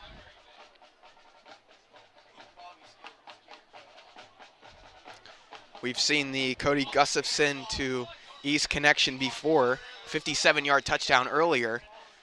And East with the throw and caught there by Gustafson on the far side and extends out towards the first down marker, just short of it.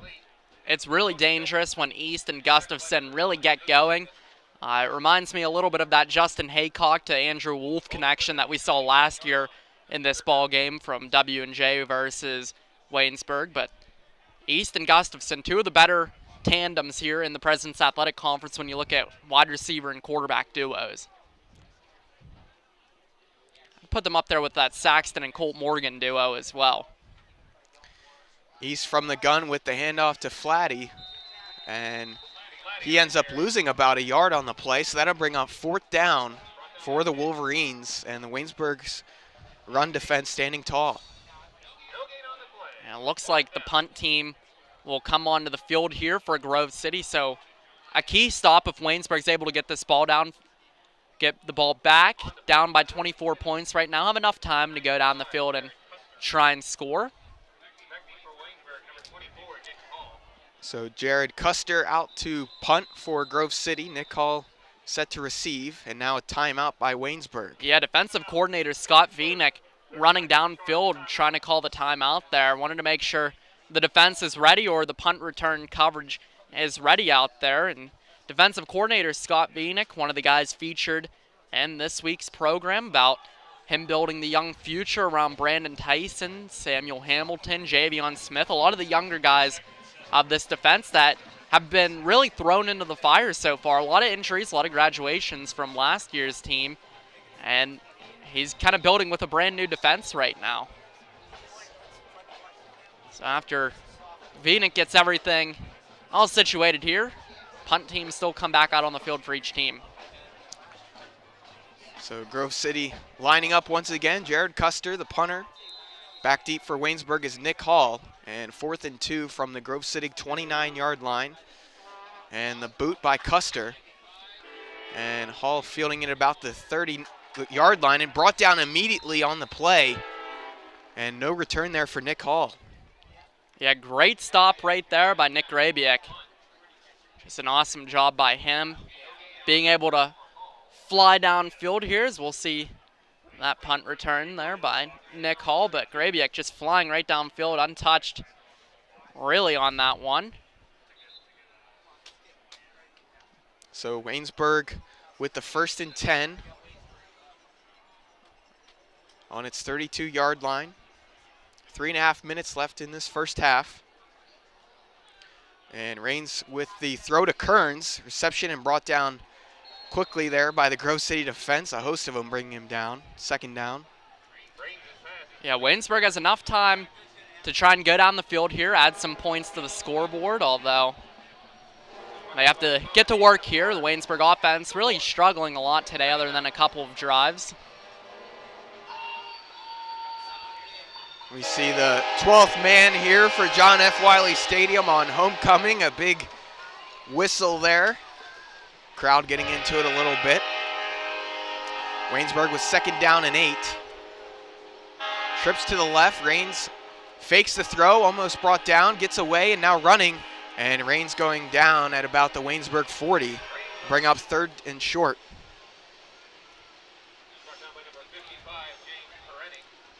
So another rush by Tyler Raines, the quarterback, and this time brought down by James Parenti. 3rd down and 3 for Waynesburg.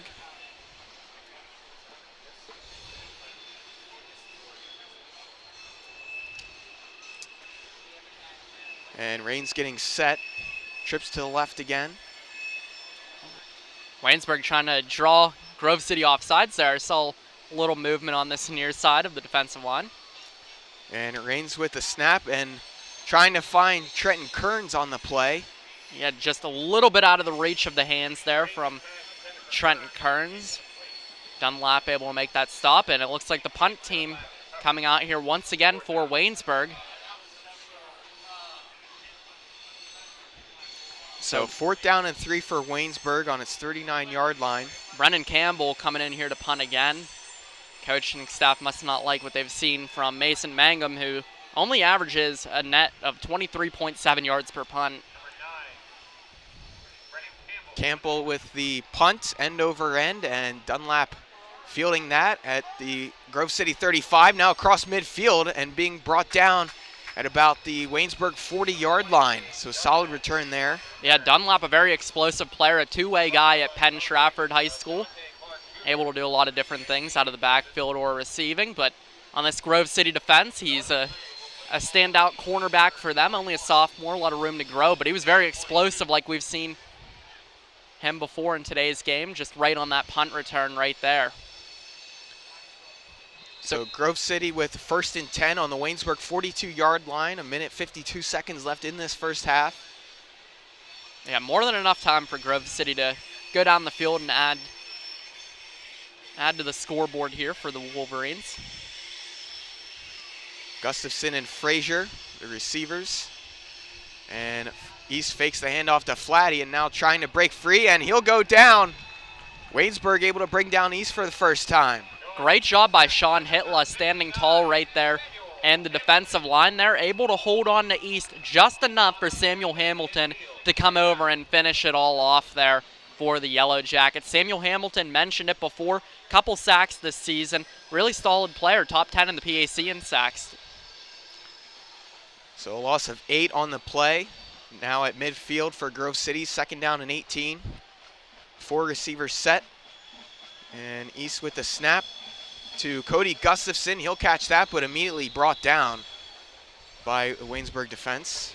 Yeah, Chase Nicomatti, Brett Hicks, Javion Smith all in the mix there to stop Gustafson. Oh, less than a minute here in the first half.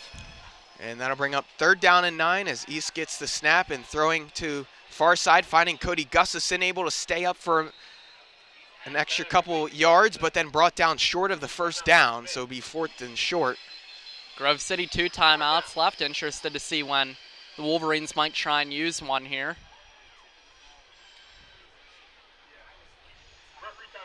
Hello.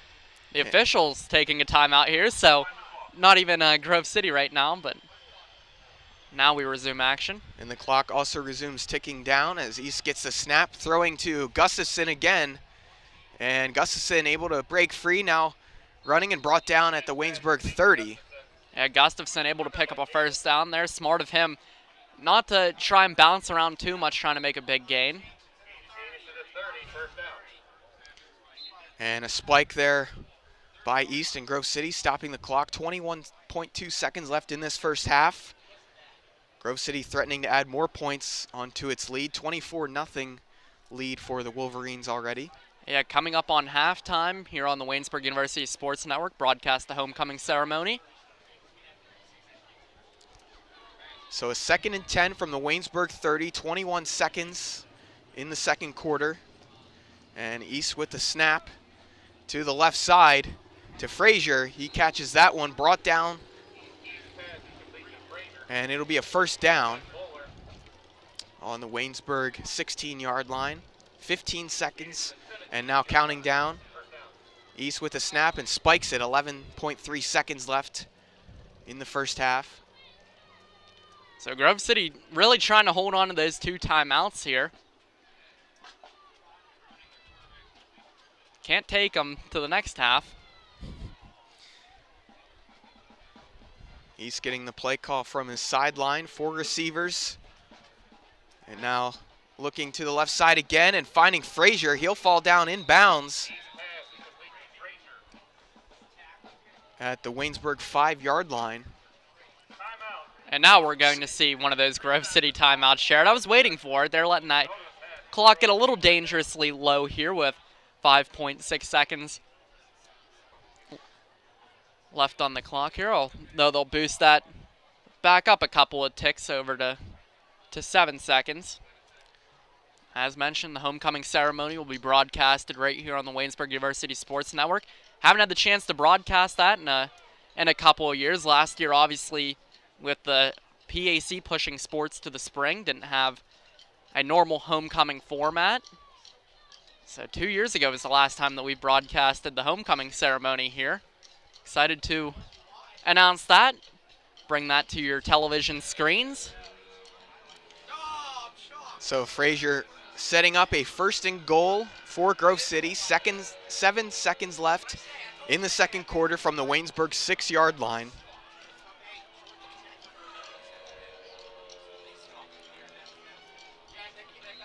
Grove City already a 24-0 lead over Waynesburg, looking to add some more late here in the 2nd quarter. And East in the gun, fakes the handoff to Flatty, and now a ball towards Gustafson in the end zone, and that one intercepted by Waynesburg. You have Brandon Tyson coming up and making a huge stop. Now, the scoreboard might not really dictate what's happening, but this Waynesburg defense is battling really well so far, as we see Tyson doing a great job just jumping that pass right there to Gustafson. Just an amazing job right there by Brandon Tyson, who's really stepped up in this defense so far this year for the Yellow Jackets. He's only a freshman, but he's been playing a huge role in it. And Cody Gustafson, the favorite target of Josh East, doesn't come up there, as now Waynesburg on the 1-yard line with 1 second left in the half. And that'll end the half as Waynesburg able to stay out of the end zone. So Brandon Tyson with the big interception to keep Grove City off the scoreboard late in the second quarter. Yeah, we'll go through the scoring recap for you before we end up heading to a break before the homecoming ceremony. So Grove City College ended up capitalizing on its first drive after the Caffrey interception with a field goal with 11:32 left in the first quarter. And then Waynesburg punted on its second drive of the game. Grove City College answered back with a Clayton Parrish 1-yard rushing touchdown for the Wolverines to go up 10-0. Roman Tino almost had a touchdown in the end zone, but called turnover on downs, and then the Grove City Wolverines ended up capitalizing a little bit later as East ended up finding Gustafson for a 57-yard receiving touchdown. And then to cap off all the scoring recap here in the first half, Nico Flatty added in his first rushing touchdown of the afternoon on a 39-yard rushing touchdown. So the score right now is the Waynesburg University Yellow Jackets trail the Grove City College Wolverines 24-0. We'll head to a PSA break right here on the Waynesburg University Sports Network before we come back with the homecoming festivities.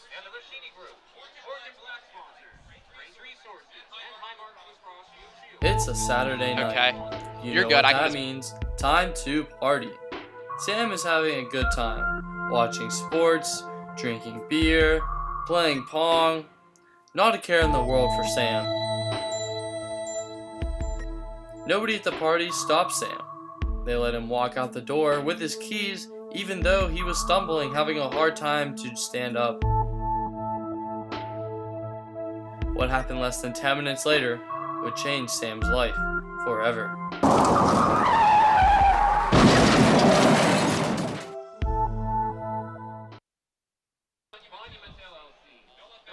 Here to celebrate the homecoming festivities here at John F. Wiley Stadium. So honoring the past two homecoming courts since last year they couldn't come back for the homecoming game. So last year, or 2 years ago, the winners of the homecoming court, Heidi Ziak and Harrison Scott. And then last year's winners of the Spring King and Queen, Isaiah Skeet and Angelica Good. 3 out of the 4 of those previous winners still working here at the university. Heidi Ziak, resident director. Isaiah Skeet helping out in student services. And Angelica Good helping out with the Student Center for Leadership. So it'll be time to introduce the homecoming court very shortly here after we get you through some of the ceremonies going on here. Great to have homecoming festivities here once again. Last year, obviously, with COVID-19 pushing everything back into the spring. So here we have Heidi Ziak and Harrison Scott walking out around midfield. So they should be honoring Isaiah Skeet and Angelica Good, the Spring King and Queen winners from last year. As we have Heidi and Harrison walking out to the 45-yard line. Yeah, full slate of festivities today for homecoming, not only with sporting events, but with everything else. Earlier today, the homecoming 5K. Then you have a plethora of sporting events today. Volleyball currently happening around this time. 2 games today for the volleyball teams. Men's and soccer teams play after the football game today. So as we see Heidi Ziak on the right and Harrison Scott on the left here.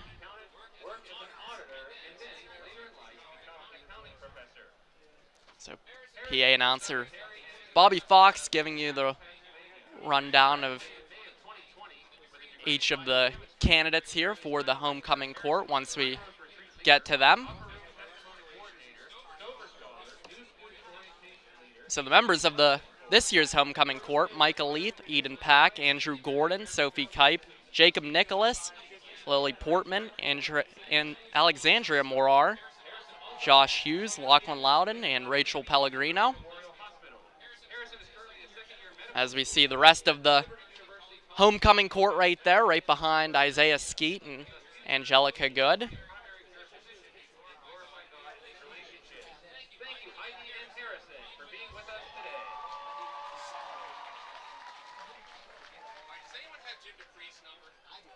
Call him because they never sent me a king and queen. He needs to get the patent. Tell me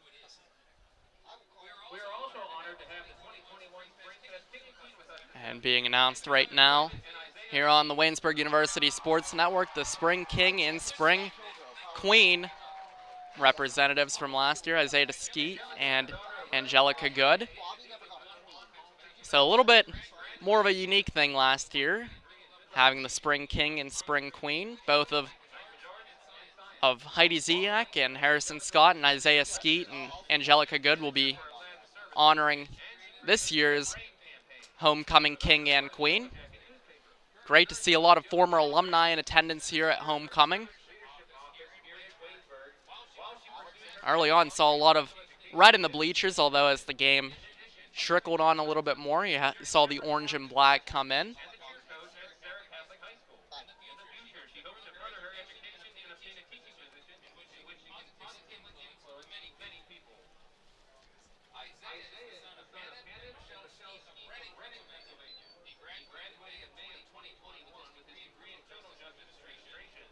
So a little bit of a longer break here for the halftime ceremony, 20 minutes long compared to the normal halftime break here. No interview for you today here on the Waynesburg University Sports Network. Every year for homecoming, broadcast the homecoming court and the homecoming winners of the King and Queen title. Although, like mentioned before, I haven't seen this in a couple of the years, is Isaiah Skeet and Angelica Good getting represented and acknowledged. So now it's finally time to introduce you to this year's homecoming court. The first two are Andrew Gordon and Sophie Kipe. Andrew Gordon from Strongsville, Ohio, went to the Buckeye Online School for Success. His parents are Neil and Elvie Gordon.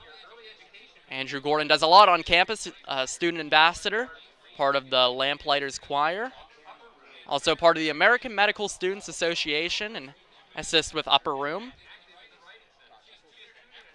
After graduation, Andrew Gordon hopes to go to medical school and become a physician. He is studying biochemistry here at Waynesburg University. Sophie Kipe is a biblical and ministry studies minor, and she's a childhood education major from Chambersburg, Pennsylvania, a land where they say they have the famous peaches there, the Chambersburg Peaches. Her parents are Ken and Barb Kipe, heavily involved with the BMS program here at Waynesburg University, with campus ministry, Upper Room, Bible studies, also a student ambassador like Andrew Gordon. Hopes that she can teach first and second grade after getting her master's degree, and then hopes to work for her doctorate in the future. The one thing that she said she'll really miss here at Waynesburg University is the Charter Day chicken, but also the people here. So the next group of people here being represented here for the homecoming ceremony, Josh Hughes and Alexandria Morar. Alexandria Morar studying political science and history as a double major here at Waynesburg. Minors in Spanish and sociology. From Boardman, Ohio, her parents are Elizabeth and George Morar. Most of the candidates here on this homecoming court do a lot of different activities. Alexandria is another one of them, involved as a Stover Scholar in the honors program. Also a member of Student Senate. She is a 4-year member of that. She also assists out in the Department of Communication as a writer for the Yellow Jacket a little bit. She aims to begin a career with journalism and then later go into law school for civil rights. She hopes to one day work in Congress to improve the foster care system and promote human rights. So Josh Hughes, he's a digital design major at Waynesburg University. Also does a lot here in Waynesburg University for the BMS department, leader of Upper Room. He's also a captain of the cross-country and track and field teams, and a member of Lambda Pi Eta, the Communication Honor Society. Josh Hughes had the chance to run in that homecoming 5K a little bit earlier today, along with a couple of the other members here on the homecoming court that you'll meet shortly. And one of those members will be the representative that goes up next, and that is Micah Kirka, who is coming up right now, runner of the cross country and track teams. So Micah Kirka does a lot of running as well with Josh Hughes, and then another member here on the homecoming court. He's along with Eden Pack. Eden Pack leads Muse and Stone. She's the executive student editor of that. Has a concentration in literature and art minor to go along with her English major. Her parents are Kelly and Christy Pack.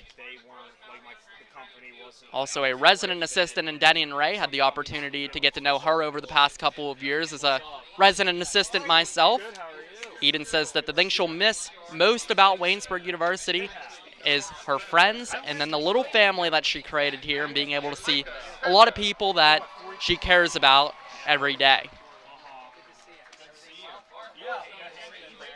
So the next couple coming up here for the homecoming court, Lachlan Loudon, a friend of the Department of Communication, does a lot with the Yellow Jacket and WCTV, the executive editor for WCTV here. He's an electronic media and journalism major from Pittsburgh, Pennsylvania. Parents are Ann and Christopher Loudon. Both are Waynesburg University alumni. Definitely have a lot of, you have to be proud of Lachlan for deciding to follow in their footsteps to come here as well. And then the person that Lachlan is escorting is also a friend of the Department of Communication and probably one of my favorite people to see around campus. Certainly brings a smile to my face whenever I see her, and that is Rachel Pellegrino. She does an amazing job with all the opportunities and the plethora of activities that she's involved in on campus. And some of those activities, captain of the cross-country and track teams, leader for the Yellow Jacket student newspaper, member of WCTV, WCYJ-FM. From Yardley, Pennsylvania, her parents are Bruce and Gloria Pellegrino. She hopes to become a multimedia journalist after graduation. So if I had to make a poll for two people to win this, I'd have to be a little biased here, maybe go with the two people from the Department of Communication.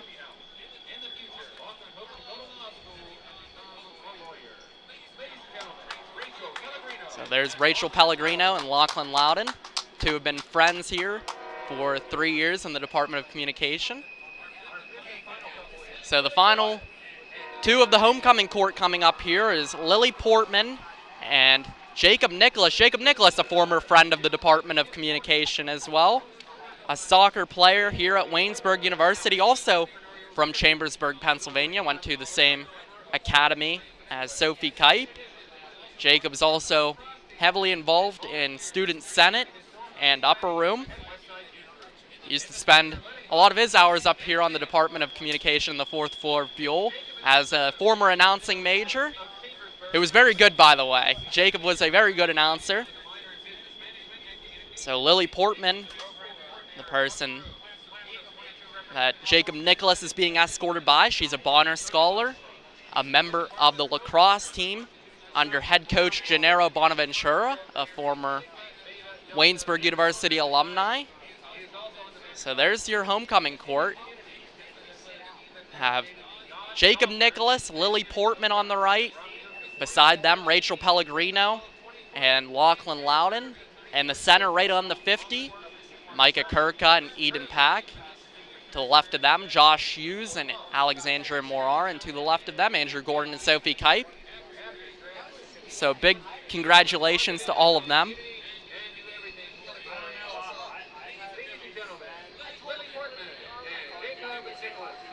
So finally getting to the moment that you've all been waiting for as the 12th man. The train comes out here on the field to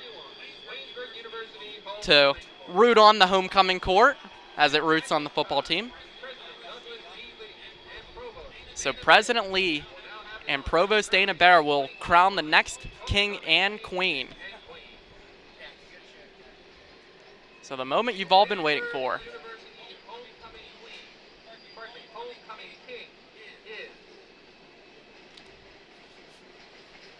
The homecoming king is Andrew Gordon. So big congrats to Andrew Gordon being named homecoming king. One of those faces that you get to see a lot over campus. See a big bright smile on his face, always has a very positive attitude when you see him. Just a great guy. Great to see him win the award. So we'll get the chance now to see who the homecoming queen is going to be, as we might be joined with a special interview here by two former Waynesburg University Sports Network announcers after the crowning of the king and queen. So stay tuned for that.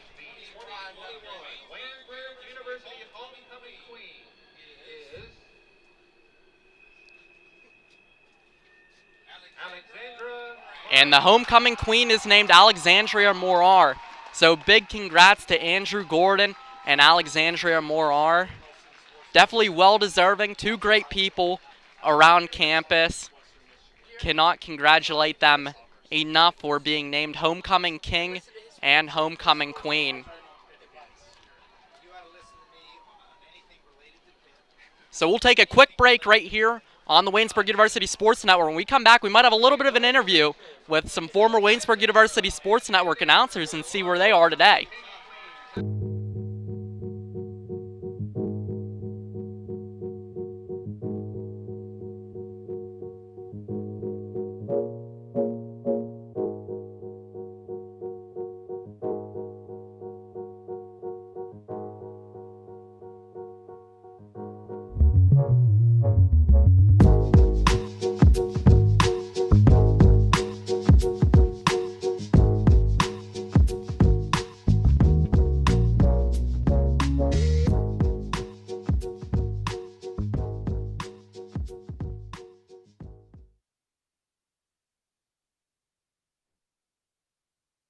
Welcome back into the Waynesburg University Sports Network for this matchup between the Grove City Wolverines and the Waynesburg University Yellow Jackets. Still about 4 minutes until we kick off the second half here.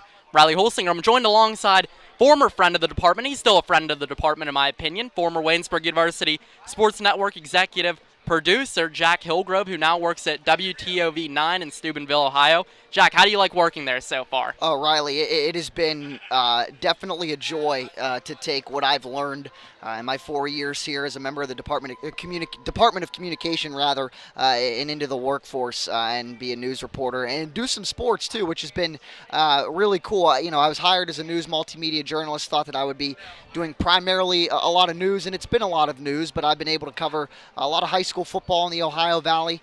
Fortunate enough to be able to go to West Virginia University a couple of weeks ago for their big win against Virginia Tech.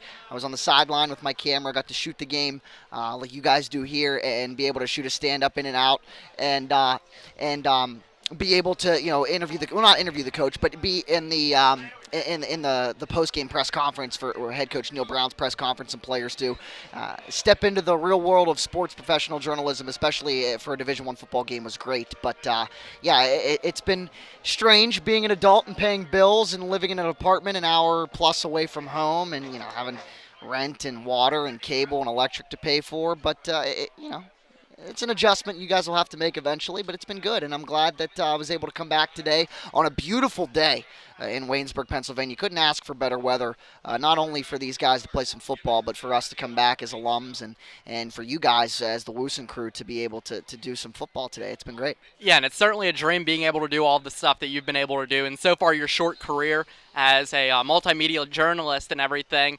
But I wanted to talk a little bit more. Actually, I wouldn't say it's all a dream because of the paying bills part. So other than that, it's all been a pretty positive experience. It feels so weird being up here in the booth with you once again. I think we've only been in the booth together one time. But you just kind of echoed on it a little bit previously by saying how much great it is to be back up here in the booth and be back at Waynesburg and see everybody again. Can you just elaborate on that and how much you're enjoying this experience? Well, yeah, I mean, and for somebody a year from now at this time, and several of your senior classmates will be able to relate. You put your blood, sweat, and tears into this program and into the Waynesburg University Sports Network and really all aspects of the Department of Communication. And for somebody that, like myself, that spent a lot of time as the executive producer of WUSN and other assets of WCTV, it's been It was really rewarding as a senior to accomplish what we were able to accomplish, especially with the Sports Network during a very weird and a very shortened and compressed athletic season to one semester in the spring. Only 9 basketball games for the men and women and 5 football games last March and April. But to be able to put your livelihood and a lot of things, sometimes some homework and some studying for some exams, to put this work ahead of that, and to be able to leave and say that you've done all that you could. There's some stuff I might have liked to do here that I wasn't able to do, but I was very satisfied with my work in the leadership positions I was in.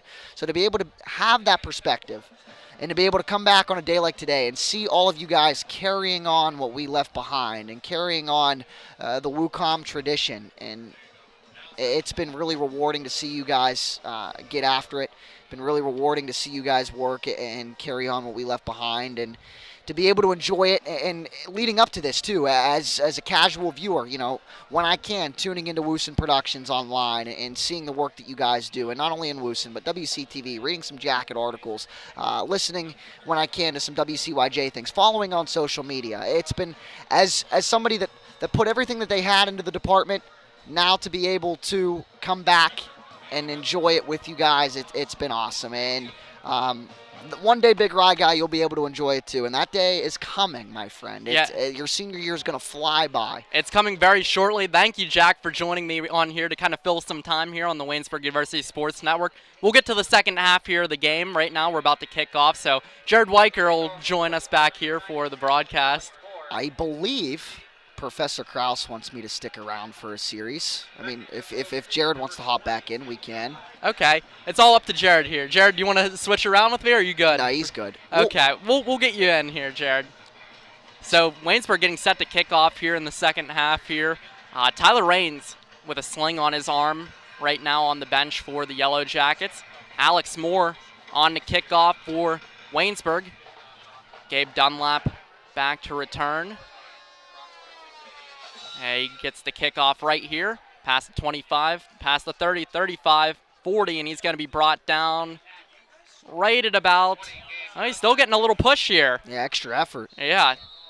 It reminds me always of that scene from The Longest Yard where I forget who has the ball, but then there's that giant push that always happens right behind the play. The great callee coming in to assert himself, and that's something that if Waynesburg wants to get back into this football game, Riley, that they're going to have to do a little bit of a better job with is winning the field position battle. It's not optimal to be able to start for Grove City, 2 yards, 3 yards from Waynesburg territory. So hopefully the Jacket defense can stand tall here and get the ball back without giving up any more points, already down 3+ scores.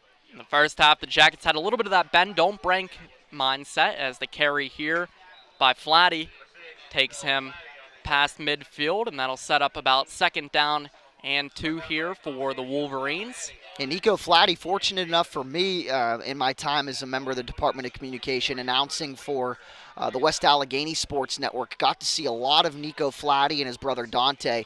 At one point, Riley, those two guys, almost a two-headed monster at tailback for the West A Indians. And Flatty gets the carry again here. He'll pick up the 1st down.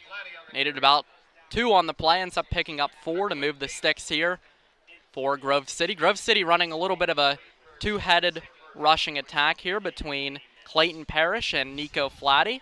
Another guy on the step chart for Grove City as I look, freshman quarterback Logan Pfeiffer, a former Peters Township product.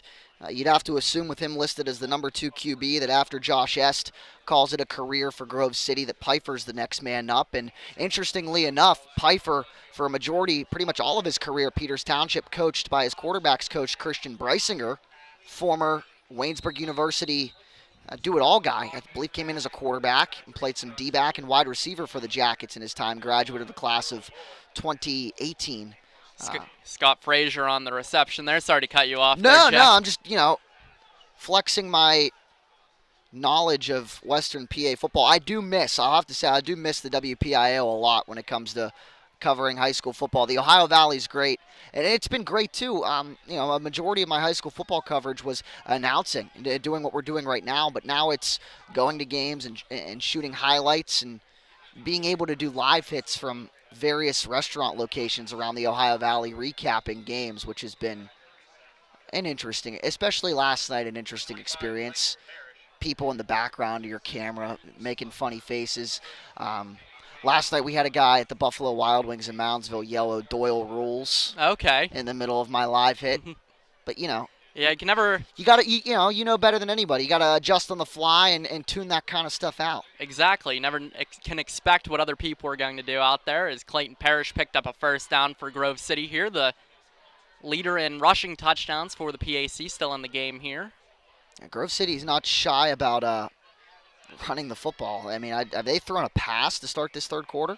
I don't believe so far, as Parrish gets this one again and gets right around the first down marker here. Going to be brought down just a yard short to set up 2nd down and 1.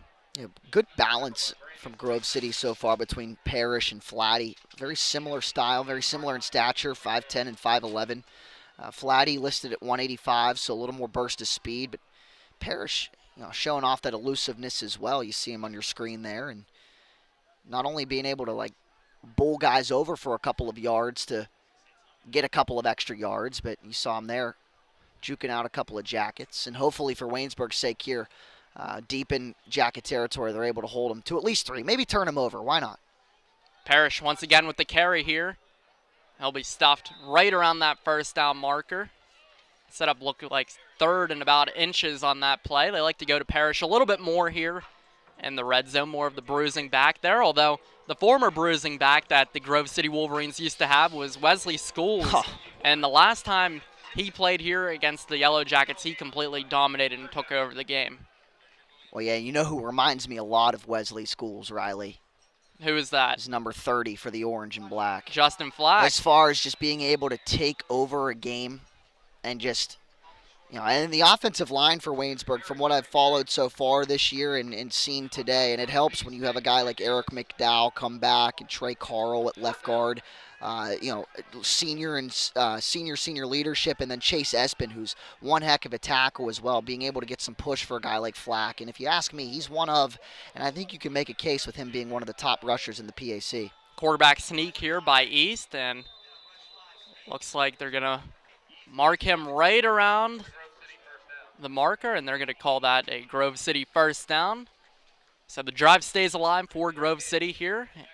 Yeah, Chase Espin, a guy who can really bounce around on that Waynesburg offensive line. Normally starts at left guard with Alex Torrance out today. Espin had to flip over to right tackle. And at right guard, member of the department, Frank Cortazzo.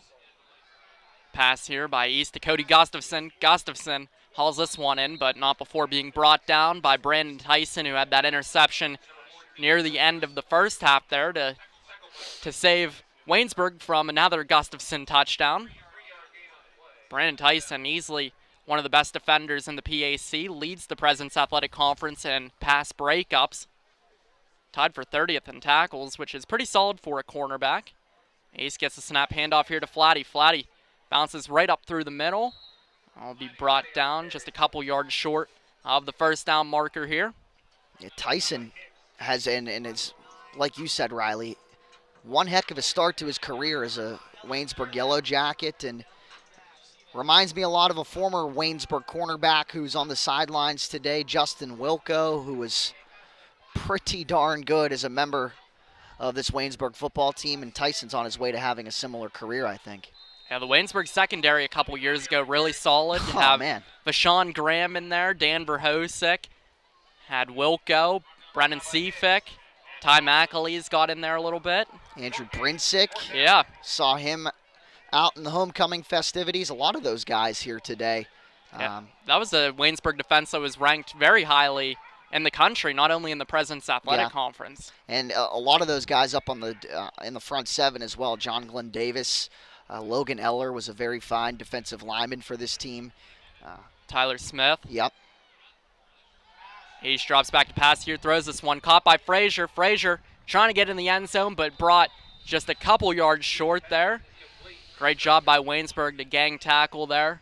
Yeah, good job of the former member of my coverage area, Monroe Moeller, Ohio Valley product, able to stay with the receiver there and be able to contain Grove City. They did get the first down, but kept them out of the end zone, and the Jacket defense lives to fight another day.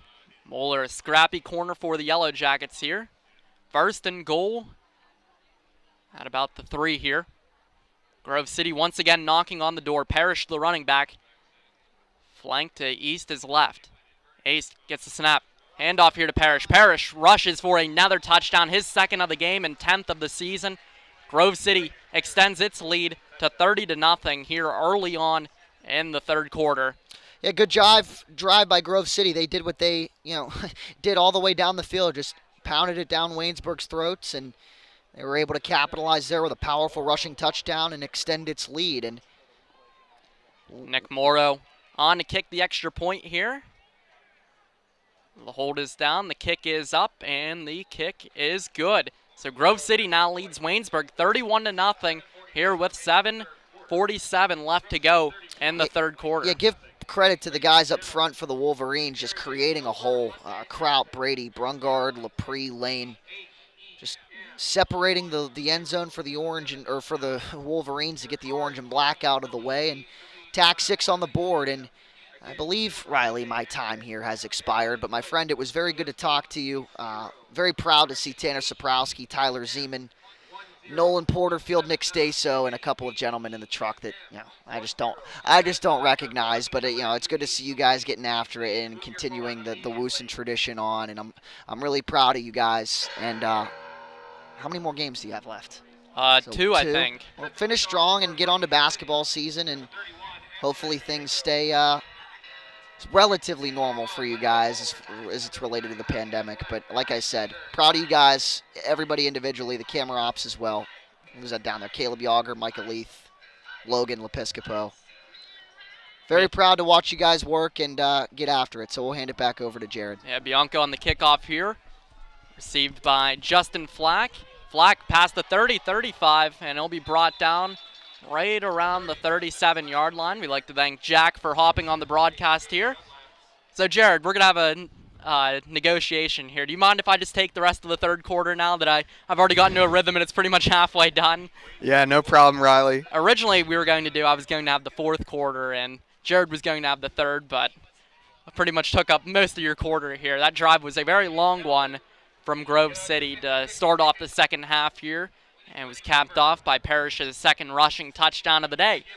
So no Tyler Raines in the ballgame for the Yellow Jackets. The backup quarterback, Josh Gibbons, is in. Gibbons, first play here, hands the ball off to Justin Flack, who's brought down after about a gain of 3 on the play, set up about second down and 6 or 7. Have to wait and see what they say exactly, and Michael McVicker's helmet comes off during the play, so he'll have to come out, and Dakota Romatino will come in to replace him. So Josh Gibbons from Salzburg, Pennsylvania. This season hasn't had too many stats to look at. He's only 2 for 3. He's thrown an interception, no touchdowns, and only 14 yards. Coaching staff likes the athleticism that Gibbons puts back there at the quarterback position. 2nd and 7. Gibbons gets a snap. Handoff here to Flack. Flack off the right side, picks up a first down and more before being brought down. So Justin Flack already getting the rock a couple times here to start off the second half.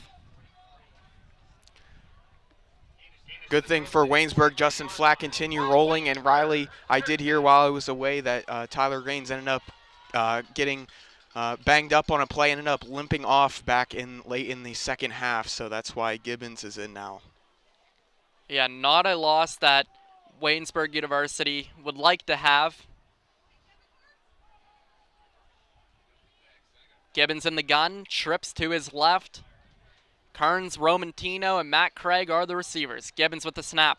Drops back to pass, decides he's going to take it himself here, and Gibbons picks up about a gain of 5 on the play before being brought down. So Gibbons already having the offense make its way downfield there. Gibbons' first attempt to pass here, but didn't see anything that he liked. Decided, you know what, I'm going to take it myself and pick up a huge gain. 2nd down and 5 here. Waynesburg needs to get to Grove City's 32-yard line, or 33-yard line, excuse me. Gibbons in the gun again. One receiver each side. They give here to Justin Flack. Flack And it'll be brought down right about at the line of scrimmage, and that was Nick Hall running the ball, not Flack. So 3rd and 5 here, as there's only 5 minutes and 21 seconds left to go here in the 3rd quarter. Yellow Jackets trail 31-0 here on homecoming. It's been 1,078 days since Waynesburg University has defeated an opponent not named Teal College. Jared, who do you think is the last opponent that Waynesburg's defeated that is not named Teal? Oh boy, I honestly have no idea. You caught me off guard. It's the trivia question of the day as Josh Gibbons picks up a first down here to keep the sticks moving for the Yellow Jackets. And a player is currently down on the field for Grove City right now, as he gets up and jogs off the field. That's Curtis Fryermuth. No relation to Pat Fryermuth, a little bit of a different spelling on the name. Good to see him get right up and be able to walk off the field off his own power. So the question was, who was the last opponent that Waynesburg defeated that is not named Teal College? It's been 1,078 days since Waynesburg's defeated someone not named Teal. That's 2 years, 11 months, and 12 days. And the answer to that question is St. Vincent back on October 20th, 2018. The Yellow Jackets defeated the Bearcats 12-10 off a late Tyler Perone to Nick Moretti touchdown. So 1st and 10 here. Waynesburg needs to get to Grove City's 21. The pitch here to Hall. Hall being brought down, but there's a flag on the play. Patrick Mark bringing down Hall on the play, and it'll be a holding call here on Trenton Kearns, and that'll move the sticks back here for Waynesburg a little bit. So that should set up 1st and 20 here on Waynesburg's 41-yard line. Yellow Jackets need to get to the 21-yard line to convert first down. Penalties have not been kind to Waynesburg so far in this game.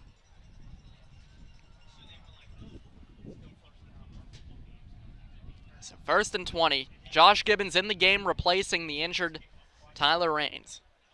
Gibbons gets the snap, tosses this one to Justin Flack. Flack up through the middle and being brought down after a gain of about 5 on the play. Set up 2nd down and about 15. So Justin Flack, despite being banged up in this game, seeing a lot of carries so far today. Same with Dakota Romantino, as mentioned before in the broadcast, with the cast on his hand, still able to go out there and play today and make some pretty solid catches for the Waynesburg University Yellow Jackets. Romantino 3 catches, 38 yards today. Flack still the back. Pistol. Give to Flack. Flack right up through the middle. Able to pick up a couple yards, set up more of a 3rd and manageable here, about 3rd and 12. 3rd quarter is flying by here.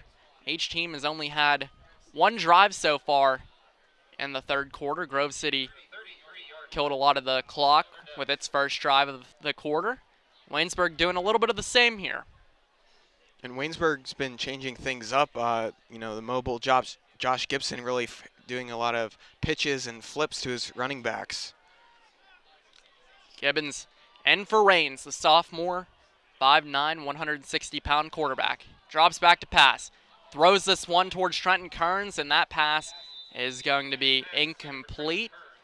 Overthrew Trenton Kearns a little bit. Gabe Dunlap in coverage for the Wolverines. So set up about 4th down and 12 here with 2:34 left to go in the 3rd quarter. So you see Raines right there on your monitor. That sling on his arm has some ice on it. Not a good sign for Waynesburg to see, although it is, I believe that's his non-throwing arm. Or no, it is his throwing arm. My apologies. Gibbons punts this one right here. And Waynesburg has a good chance here to down this ball at the 1-yard line, and that's what happened. So Grove City won't have great field position here, as Pat McAfee and our producer, Nolan Porterfield, would say this is for the brand. And they downed that one right near the 1 yard line there. So Grove City won't have the best field position to start off with here. Although Grove City has been more of a predominantly running team in this matchup. Expect for Clayton Parrish to get the ball. He's in the backfield right now as the Wolverines go shotgun set. East goes under center now, and East picks up a couple yards to give the Wolverines some breathing room here, deep into their own territory. So 2:09 left to go in the third quarter before Jared Wiker takes over on play-by-play for the fourth quarter. Joel Zellum makes the tackle. Joel Zellum, a guy who likes to ask questions. He likes to know what he's doing, whether if it's on the football field or whether if it's in the classroom.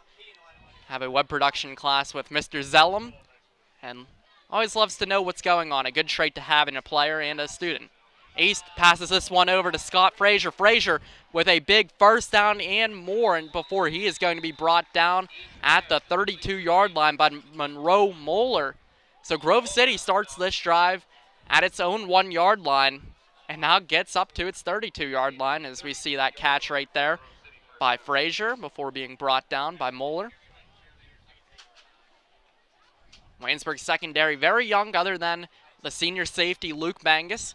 Have a sophomore in Moeller, freshman in Javion Smith, and freshman in Tyson. As here's the pitch to Flatty. Flatty wrestled down there by Lucas Donley. Lucas Donley, one of the guys who's the heart and soul of the defensive line.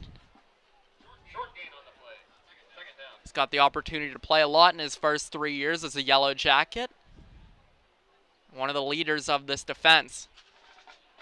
And speaking of that defense, Tyler Metzger, Joel Zellum, Donley, and Sean Hitla are the 4 defensive linemen in on this play. East, back to pass. Scrambles, throw this one's over to Heckenthorn, and that pass is going to be broken up by freshman cornerback Javion Smith. Last week, Javion Smith had a really solid performance. 8 tackles, 2 of them for a loss. 1 sack and 1 forced fumble last week in the 39-3 loss against Carnegie Mellon. Yet another big stop for the Waynesburg defense, forcing the 3rd and long for Grove City. He's still in the game at quarterback. 4 wide receivers set here. Trips at the top of the screen.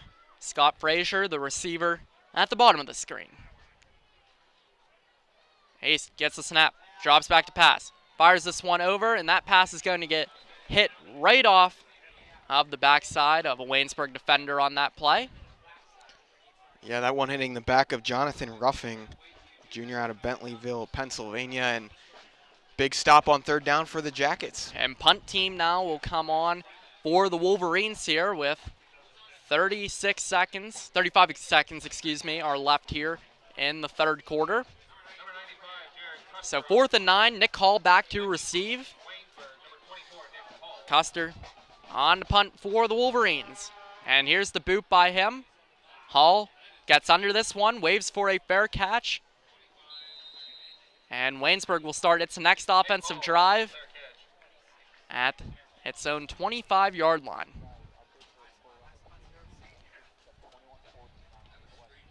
So a little bit of an upset right now happening in the President's Athletic Conference for a score around the PAC. St. Vincent Bearcats leading Case Western 21-14. A little bit of a surprising score happening from around the conference as Case Western Reserve. We got to see them here a couple weeks ago against Waynesburg University. Very solid team with Drew Saxton at quarterback. So Gibbons in the game at quarterback, filling in for the injured Tyler Raines. Wings on each side, along with a wide receiver on each side. Justin Flack, the running back, to his right. Gibbons. Pitch and catch over to Dakota Romantino, and Romantino be brought down at the 30-yard line. As the clock will wind down here, Waynesburg rushing to get to the line a little bit, but they do not need to run a play. We'll see if they attempt to here with about 5 seconds left on the clock. And Waynesburg will head into the fourth quarter now and not run a play. The Waynesburg University Yellow Jackets trail the Grove City Wolverines 31-0 right here on the Waynesburg University Sports Network. Jared Wiker will take over for play-by-play as we go to a PSA break.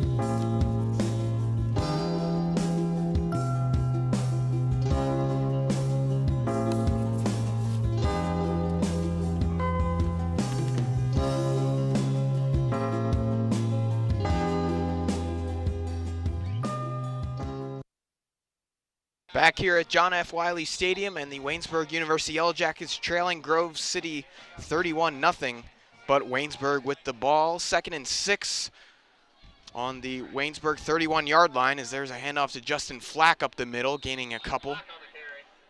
It'll be a 3rd and short for Waynesburg.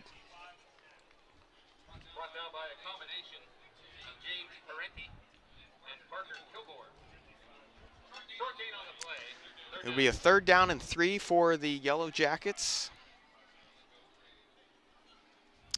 Grove City making a few substitutions defensively. And Josh Gibbons, the quarterback for the Yellow Jackets in the second half.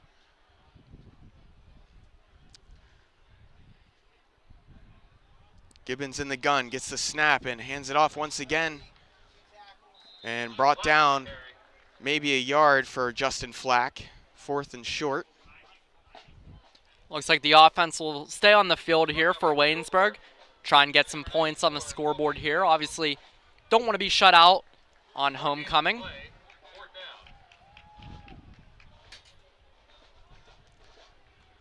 And seems to be an easy decision for the Jackets to stay on the field as the snap and the pile pushed back, but look to get close to the marker. We'll see where they spot it. Yeah, it looks like it's going to be very close here depending on where the officials spot this one. May need the chain gang to go out there and see if we might need a little bit of a measurement. Although they're telling the sticks to move forward here. Yeah, they're going to give it to Waynesburg. 1st down. Gibbons on the keeper. So it's a little promising here for Waynesburg to have some success on offense despite Tyler Raines not being in the ball game. So 1st and 10 for Waynesburg with the 1st down on the Waynesburg 36. Gibbons in the gun, trips to the left. And the snap and the handoff to Flack. And gain of a couple after first contact. Bring up 2nd down at the Waynesburg 38. Yeah, Flack's been fighting for every single yard that he's been getting tonight or today. This is the #1 ranked rushing defense in the President's Athletic Conference. So it's a little expected for Justin Flack to not have his best performance out here, especially with him not being 100% and even coming into today's game saying that he still feels sore from last week's game. Waynesburg taking its time here.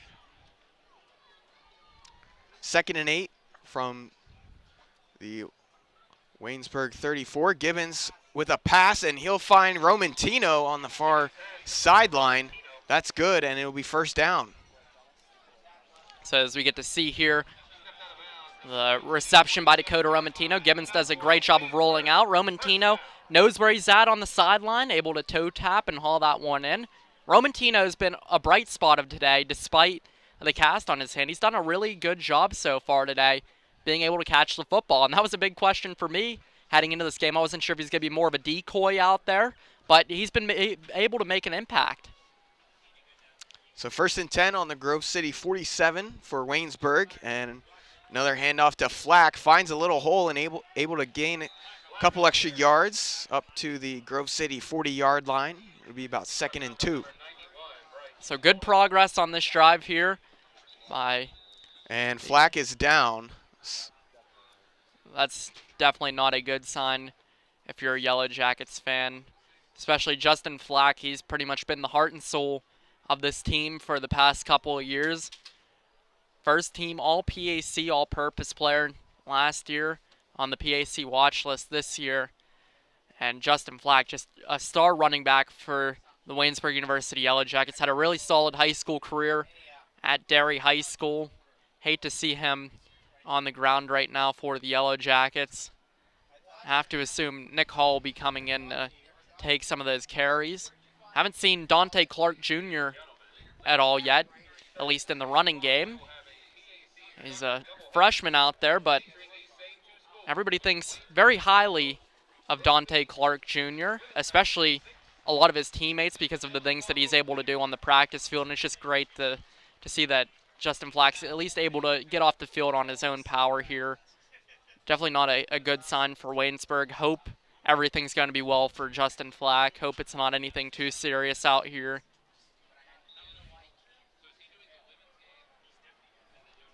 And Justin Flack, the leading rusher today for Waynesburg with 59 yards today, as now the Waynesburg offense setting up for 2nd down and 2 on the Grove City 39-yard line. And a pass from Gibbons, this time to Romantino again on the far sideline for another 1st down.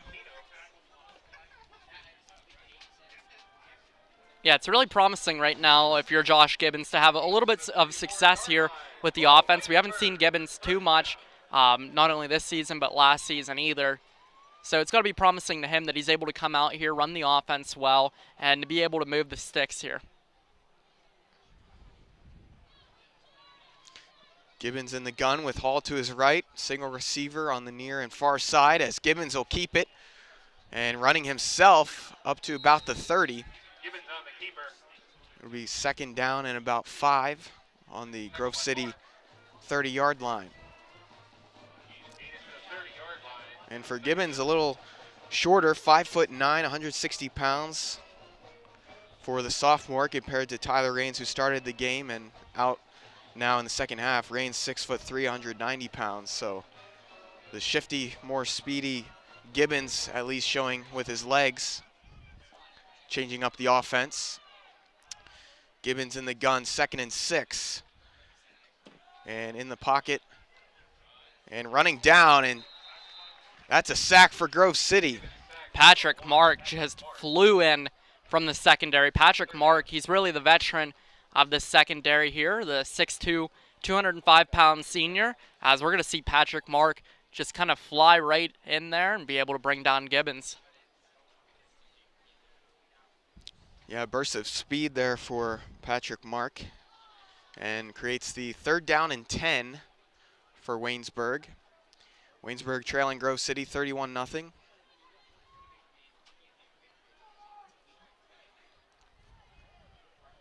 And Waynesburg still getting the snap with 3 seconds left on the play clock, and now Gibbons trying to throw and then brought down at about the line of scrimmage, maybe lost a yard. Brought down by Parker Kilgore. And when we mentioned Patrick Mark and being one of the key players to watch out for on this Grove City defense, you have to look at Parker Kilgore as another one, 5th in tackles in the PAC.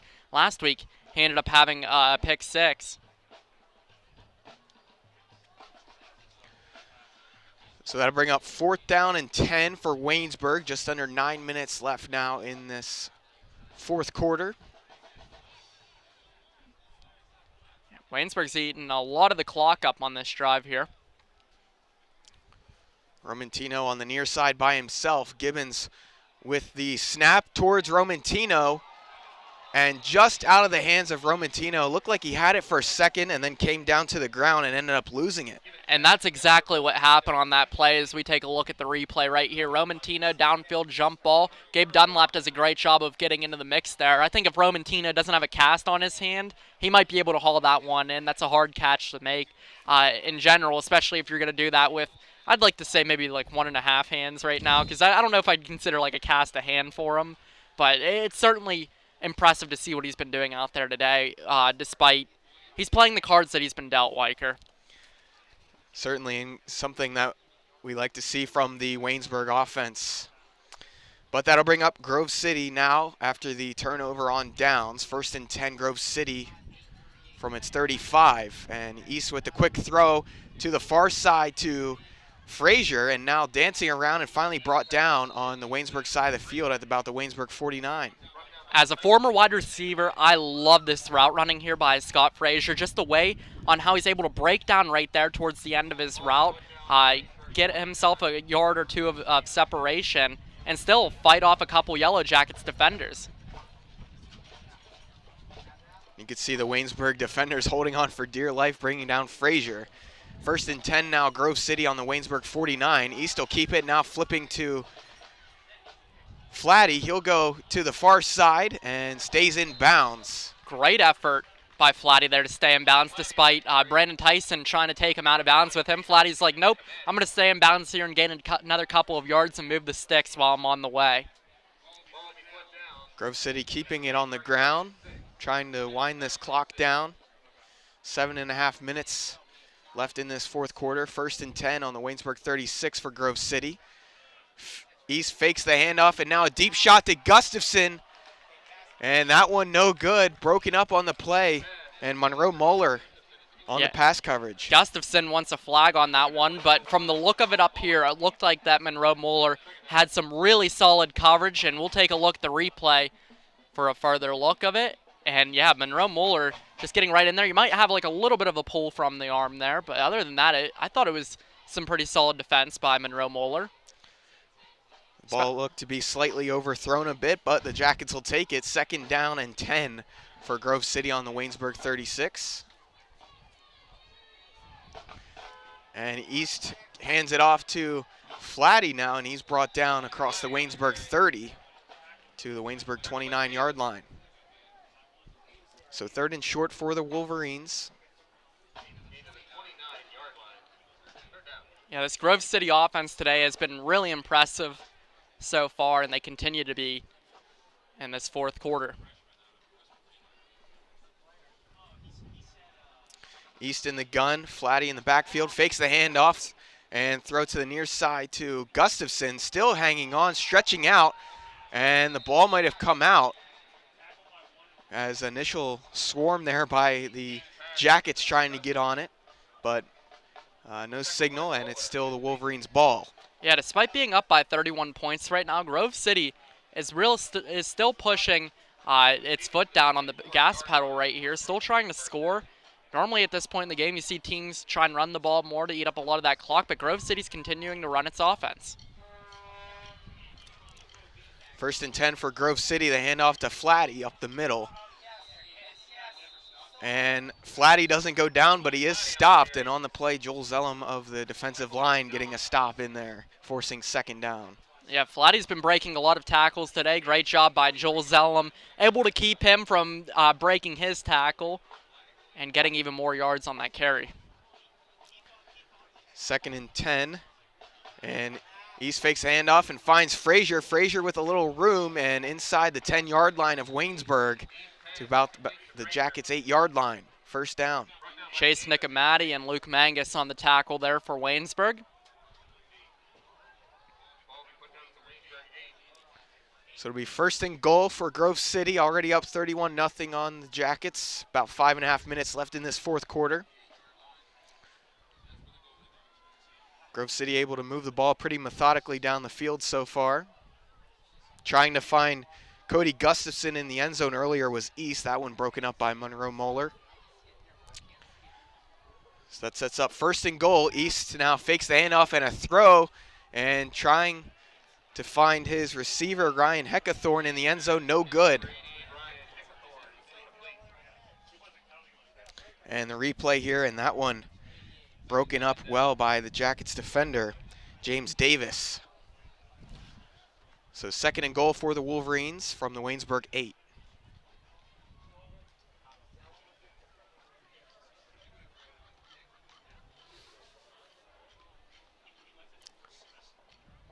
And Josh East getting his call from the sideline, fakes the handoff again, this time finding Frazier at about the Waynesburg 2, trying to stay on his feet, falling down. Did he get it in the end zone? And he's marked just short. Well, it looked like Frazier was fighting really hard on that play to try and make it into the end zone there, but just couldn't get in there. And we're going to have Clayton Parrish come into the ball game here for Grove City, see if he can add in another touchdown today. Already has 2 touchdowns for the Wolverines so far. Leads the President's Athletic Conference in 10 rushing touchdowns. So 3rd and goal from the Waynesburg 1. And the initial pile pushed in the end zone, but a flag on the play. Looked to be a keeper from Josh East. And that'll be a false start on Grove City, so a good break for the Waynesburg defense. That'll back up the Wolverines. Looking at a score from the President's Athletic Conference right now between Case Western Reserve and St. Vincent. That game is knotted up at 21 apiece, as that game is right around the 4th quarter. Oh, St. Vincent just scored. Thank you to our producer, Nolan Porterfield, today for the scoring update. It's just like going to JB in studio. So here it is, 3rd and goal from the Waynesburg 6. East fakes the handoff again to Frazier. Did he get in? And no, he's short again. Looks to be less than a yard. Yeah, Waynesburg does not want to give Frazier a touchdown here. This is 2 times on this drive that he's been stuffed right at the goal line. And with it being 4th down, it looks like Clayton Parrish will come back into the ball game here for Grove City, see if they might try to do a quarterback sneak again, or see if they decide to give the ball to Parrish. Grove City lining up. It'll be Josh East under center, and now once again the Wolverines in motion. So 4th and goal from the 1. And East with the handoff to Parrish, and he's across and in the end zone. So touchdown for the Wolverines. Yeah, Clayton Parrish's 3rd rushing touchdown of the game. He's really dominated. It's a little bit like a Wesley Schools-esque performance from him, as we see him just muscle right through, and Brett Hicks was very upset after that play just to throw him down. So that makes it 37-0 for Grove City. 3.5 minutes left, and the extra point attempt will go through the uprights and is good from Nick Morrow. So a 38-0 lead for the Wolverines. Waynesburg's red zone defense trying to stand tall, but ultimately it was Clayton Parrish again getting in the end zone for the 3rd time today from 1 yard out on 4th and goal. Yeah, 2 straight weeks, 2 really tough matchups for this Waynesburg University football team. It'll help the Yellow Jackets next week get a bye week, get some of those injuries, hopefully have them heal up a little bit, those guys like Justin Flack, like Tyler Raines. Then they'll have another tough matchup, though. I believe they play Westminster right after the bye week next week. Yeah, we're actually on the call of that game for radio. Westminster, this shouldn't be a surprising report right here, up 7-0 over Teal College. And Geneva up 7-0 against W&J. That's a little bit more of a surprising one. Around the horn with PAC scores from Riley, as the kickoff from Grove City is fielded there by the Jackets and across the 30 and going down on the reception there. So the Jackets will set up on the Waynesburg 30-yard line. Just under 3.5 minutes left here in the 4th, trailing the Wolverines 38-0. Yeah, knowing head coach Chris Smithley, he's not going to want his guys to give up here. He wants his guys to get on the scoreboard here and make it look at least a little bit more respectable out there. Caden Roberts in the game now at wide receiver at the top of your screen. Haven't seen him too much as a wideout today. 1st and 10 on the Waynesburg 30. Gibbons in the gun. And the handoff there to Hall. Solid run on 1st down there. Picking up about 9. Yeah, you have to give this Waynesburg offensive line a lot of credit today because this Waynesburg University football team has been able to make a little bit of a push on this Grove City defensive line, which is honestly a positive to pull away from this game. 2nd and 2 for Waynesburg from its 38-yard line. And Gibbons, another handoff to Hall, and he'll cross the Waynesburg 40 for a 1st down. Yeah, Nick Hall didn't get much collegiate action until last year, especially in the first game when Justin Flack was out, got the bulk of the carries in that game against W&J. He'll get a bulk of the carries again here with Flack out probably for the rest of the game here to keep him out and keep him hopefully healthier. Gibbons in the gun with the keeper and running to his right and brought down just shy of the Waynesburg 45. Eric McDowell wants a hands to the face penalty. And there's an injury right now on Grove City. Able to get up and hobble back over to the defensive huddle is Parker Kilgore. He wanted to get back into that game, but coaching staff sent in Cole DeFlippo to replace him. 2nd down and 7 for Waynesburg. Hall in the backfield, and Gibbons hands it off once again. And Hall with the 1st down across midfield and falling down at the Grove City 45. Yeah, despite not having Justin Flack, despite not having Tyler Raines and an injured Dakota Romantino, it's been really impressive to see what Nick Hall's been able to do on a carry just like that one right there. As Nick Hall comes out of the ballgame, freshman Dante Clark Jr. finally coming into the ballgame at running back. This team likes what he can do in the backfield and is very impressed what he can do in practice. 1st and 10 from the Grove City 44. Gibbons with the throw towards the far side and just out of the hands of the Grove City defender, trying to find Matt Craig on the play.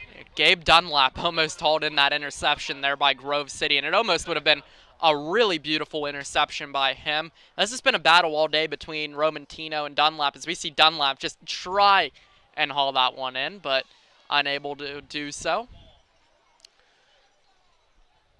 So Gibbons trying to find Matt Craig on the far sideline. The incompletion will stop the clock. Minute and a second left here in the 4th. 2nd and 10 on the Grove City 44-yard line. And Gibbons will keep it across the 40 and down to about the 38. So if Waynesburg wants to get on the scoreboard before the end of the game, they're going to have some work to do here with 50 seconds left on the clock. You'll start to see a little bit more of a hurry-up offense here.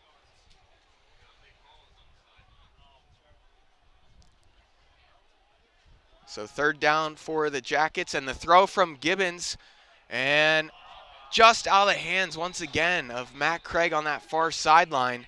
Looked like he had a chance to grab that one, but unfortunately out of bounds. Great pass thrown right there by Josh Gibbons. Just Matt Craig unable to haul that one in. And that pass right there by Gibbons is a reason on why Waynesburg University really likes him, as we have Waynesburg University Athletic Director Adam Jack and the strength and conditioning coach Randy Pettit on screen right now. Adam Jack be seeing a lot of Waynesburg sports today between football, volleyball, men's and women's soccer. Men's and women's soccer, the women's team starts here against Grove City at 6. Men's team plays the Wolverines as well at 8. So 4th down for Waynesburg, and getting the 1st down, falling forward, and that'll move the chains. And looks like it's going to be a timeout here for Waynesburg University. Try and stop that clock right here. Try and get on the scoreboard here. Coach Chris Smithley wants to get on that scoreboard. He doesn't want to see a 0 up there, and I can't blame him because if I was a head football coach, I wouldn't want to see a 0 up there either. Waynesburg University in the second half has been really moving the ball well in this game so far. So Tyler Raines we saw with some ice packs, and now Justin Flack on crutches on the sideline. Yeah, definitely not a loss that Waynesburg University would have liked to have seen today. Same with Tyler Raines, the senior quarterback. And then another guy from this Waynesburg University football team that's injured and out of the game is Jesse Kane. Just got out of surgery on Thursday. Jesse Kane, a friend of the Department of Communications, sports media student as well. Kane was figured to have a big role in this Waynesburg defense this year. And there you see Tyler Raines on the sideline in a sling. So 1st and 10 for Waynesburg, 24 seconds left on the Grove City 28. And Gibbons faking the handoff to Dante Clark, Now Gibbons dancing around, thinking about throwing, and then brought down by the Wolverines defense. Yeah, Gibbons' eyes stayed downfield on that pass right there, but if he would have just looked right in front of him, there would have been nothing but green turf in front of him to take off, get a big run, get out of bounds to stop that clock. And Gibbons was just more concerned with looking downfield at his 2 wide receiver options on that play. And it results in Waynesburg having to take another timeout since he ended up getting tackled in bounds here. Yeah, and something you think about for a younger quarterback like Gibbons, just a sophomore, trying to do a little too much at the end of the game here. As you said, Riley had a chance to run downfield and get some yardage, maybe even out of bounds and prevent that timeout. Yeah, so we'll see what Coach Chris Smithley does here. 10 seconds left on the clock. Maybe get 2 plays left, maybe 3 plays with that timeout. We'll just have to wait and see. Although, who knows? Maybe we'll have a Keegan Robbie field goal at the end of the game. You never know what you can see.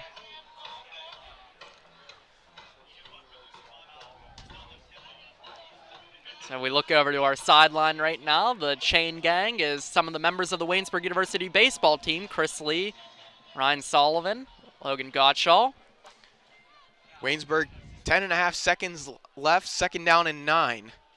From the Grove City 27, Gibbons now rushing around in the backfield and brought down by Grove City once again.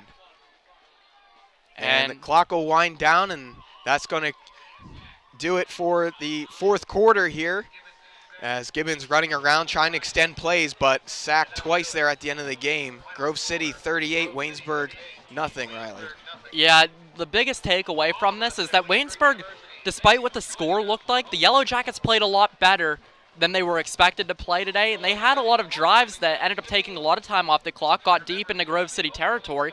The biggest thing is that Waynesburg couldn't really capitalize on those drives, and it really hurts the Yellow Jackets that they ended up having Tyler Raines go out in this ballgame. They had Justin Flack go out in this ballgame. 2 guys that you don't want to go out in your ballgame, because those are the guys that you're really relying for on this offense, especially when you have your biggest playmaker, Dakota Romantino, with a cast on his arm. So it's definitely not a favorable position for Waynesburg to have its 3 top stars all banged up in this game. And I'd also like to say that the Waynesburg University defense played really well at times in this game, despite having to deal with a lot of tough receivers for Grove City. They had a little bit of that bend, don't break attitude, and it was a fight for Grove City throughout this whole contest. It wasn't a big play or 2 in this game. It was it ended up taking Grove City a lot to drive downfield for eventually Clayton Parrish as a guy to score 3 rushing touchdowns, or Nico Flatty to score a rushing touchdown, or Josh S to throw a touchdown, or East, excuse me, to throw a touchdown. So it took Grove City a lot of a challenge against this Waynesburg University team to go out here and win this one today, and that's something that the score won't dictate, Jared. Yeah, certainly, and definitely thinking about the big 3 for Waynesburg, Tyler Raines, Justin Flack, and of course Dakota Romantino all banged up a little bit, so we'll be hopeful for them. Did get to see a chance with Josh Gibbons at the quarterback position, so we'll remain positive going into the upcoming week. Yeah, and that'll do it for us right here on the Waynesburg University Sports Network. For Jared Wiker, for myself, Riley Holsinger, for our producer, Nolan Porterfield, director Tanner Saprosky, graphics man, Nick Staso, I believe. No, Nick Staso's on audio today. Graphics man, Colin Rhodes, Slow-Mo, Will Wilson, camera operators, Micah Leith, Logan Lepiscopo, Caleb Yager. A big thank you to all of those guys for working the production today, and everybody else who I didn't have the chance to name. That'll do it for us here on the Waynesburg University Sports Network. Grove City wins 38-0.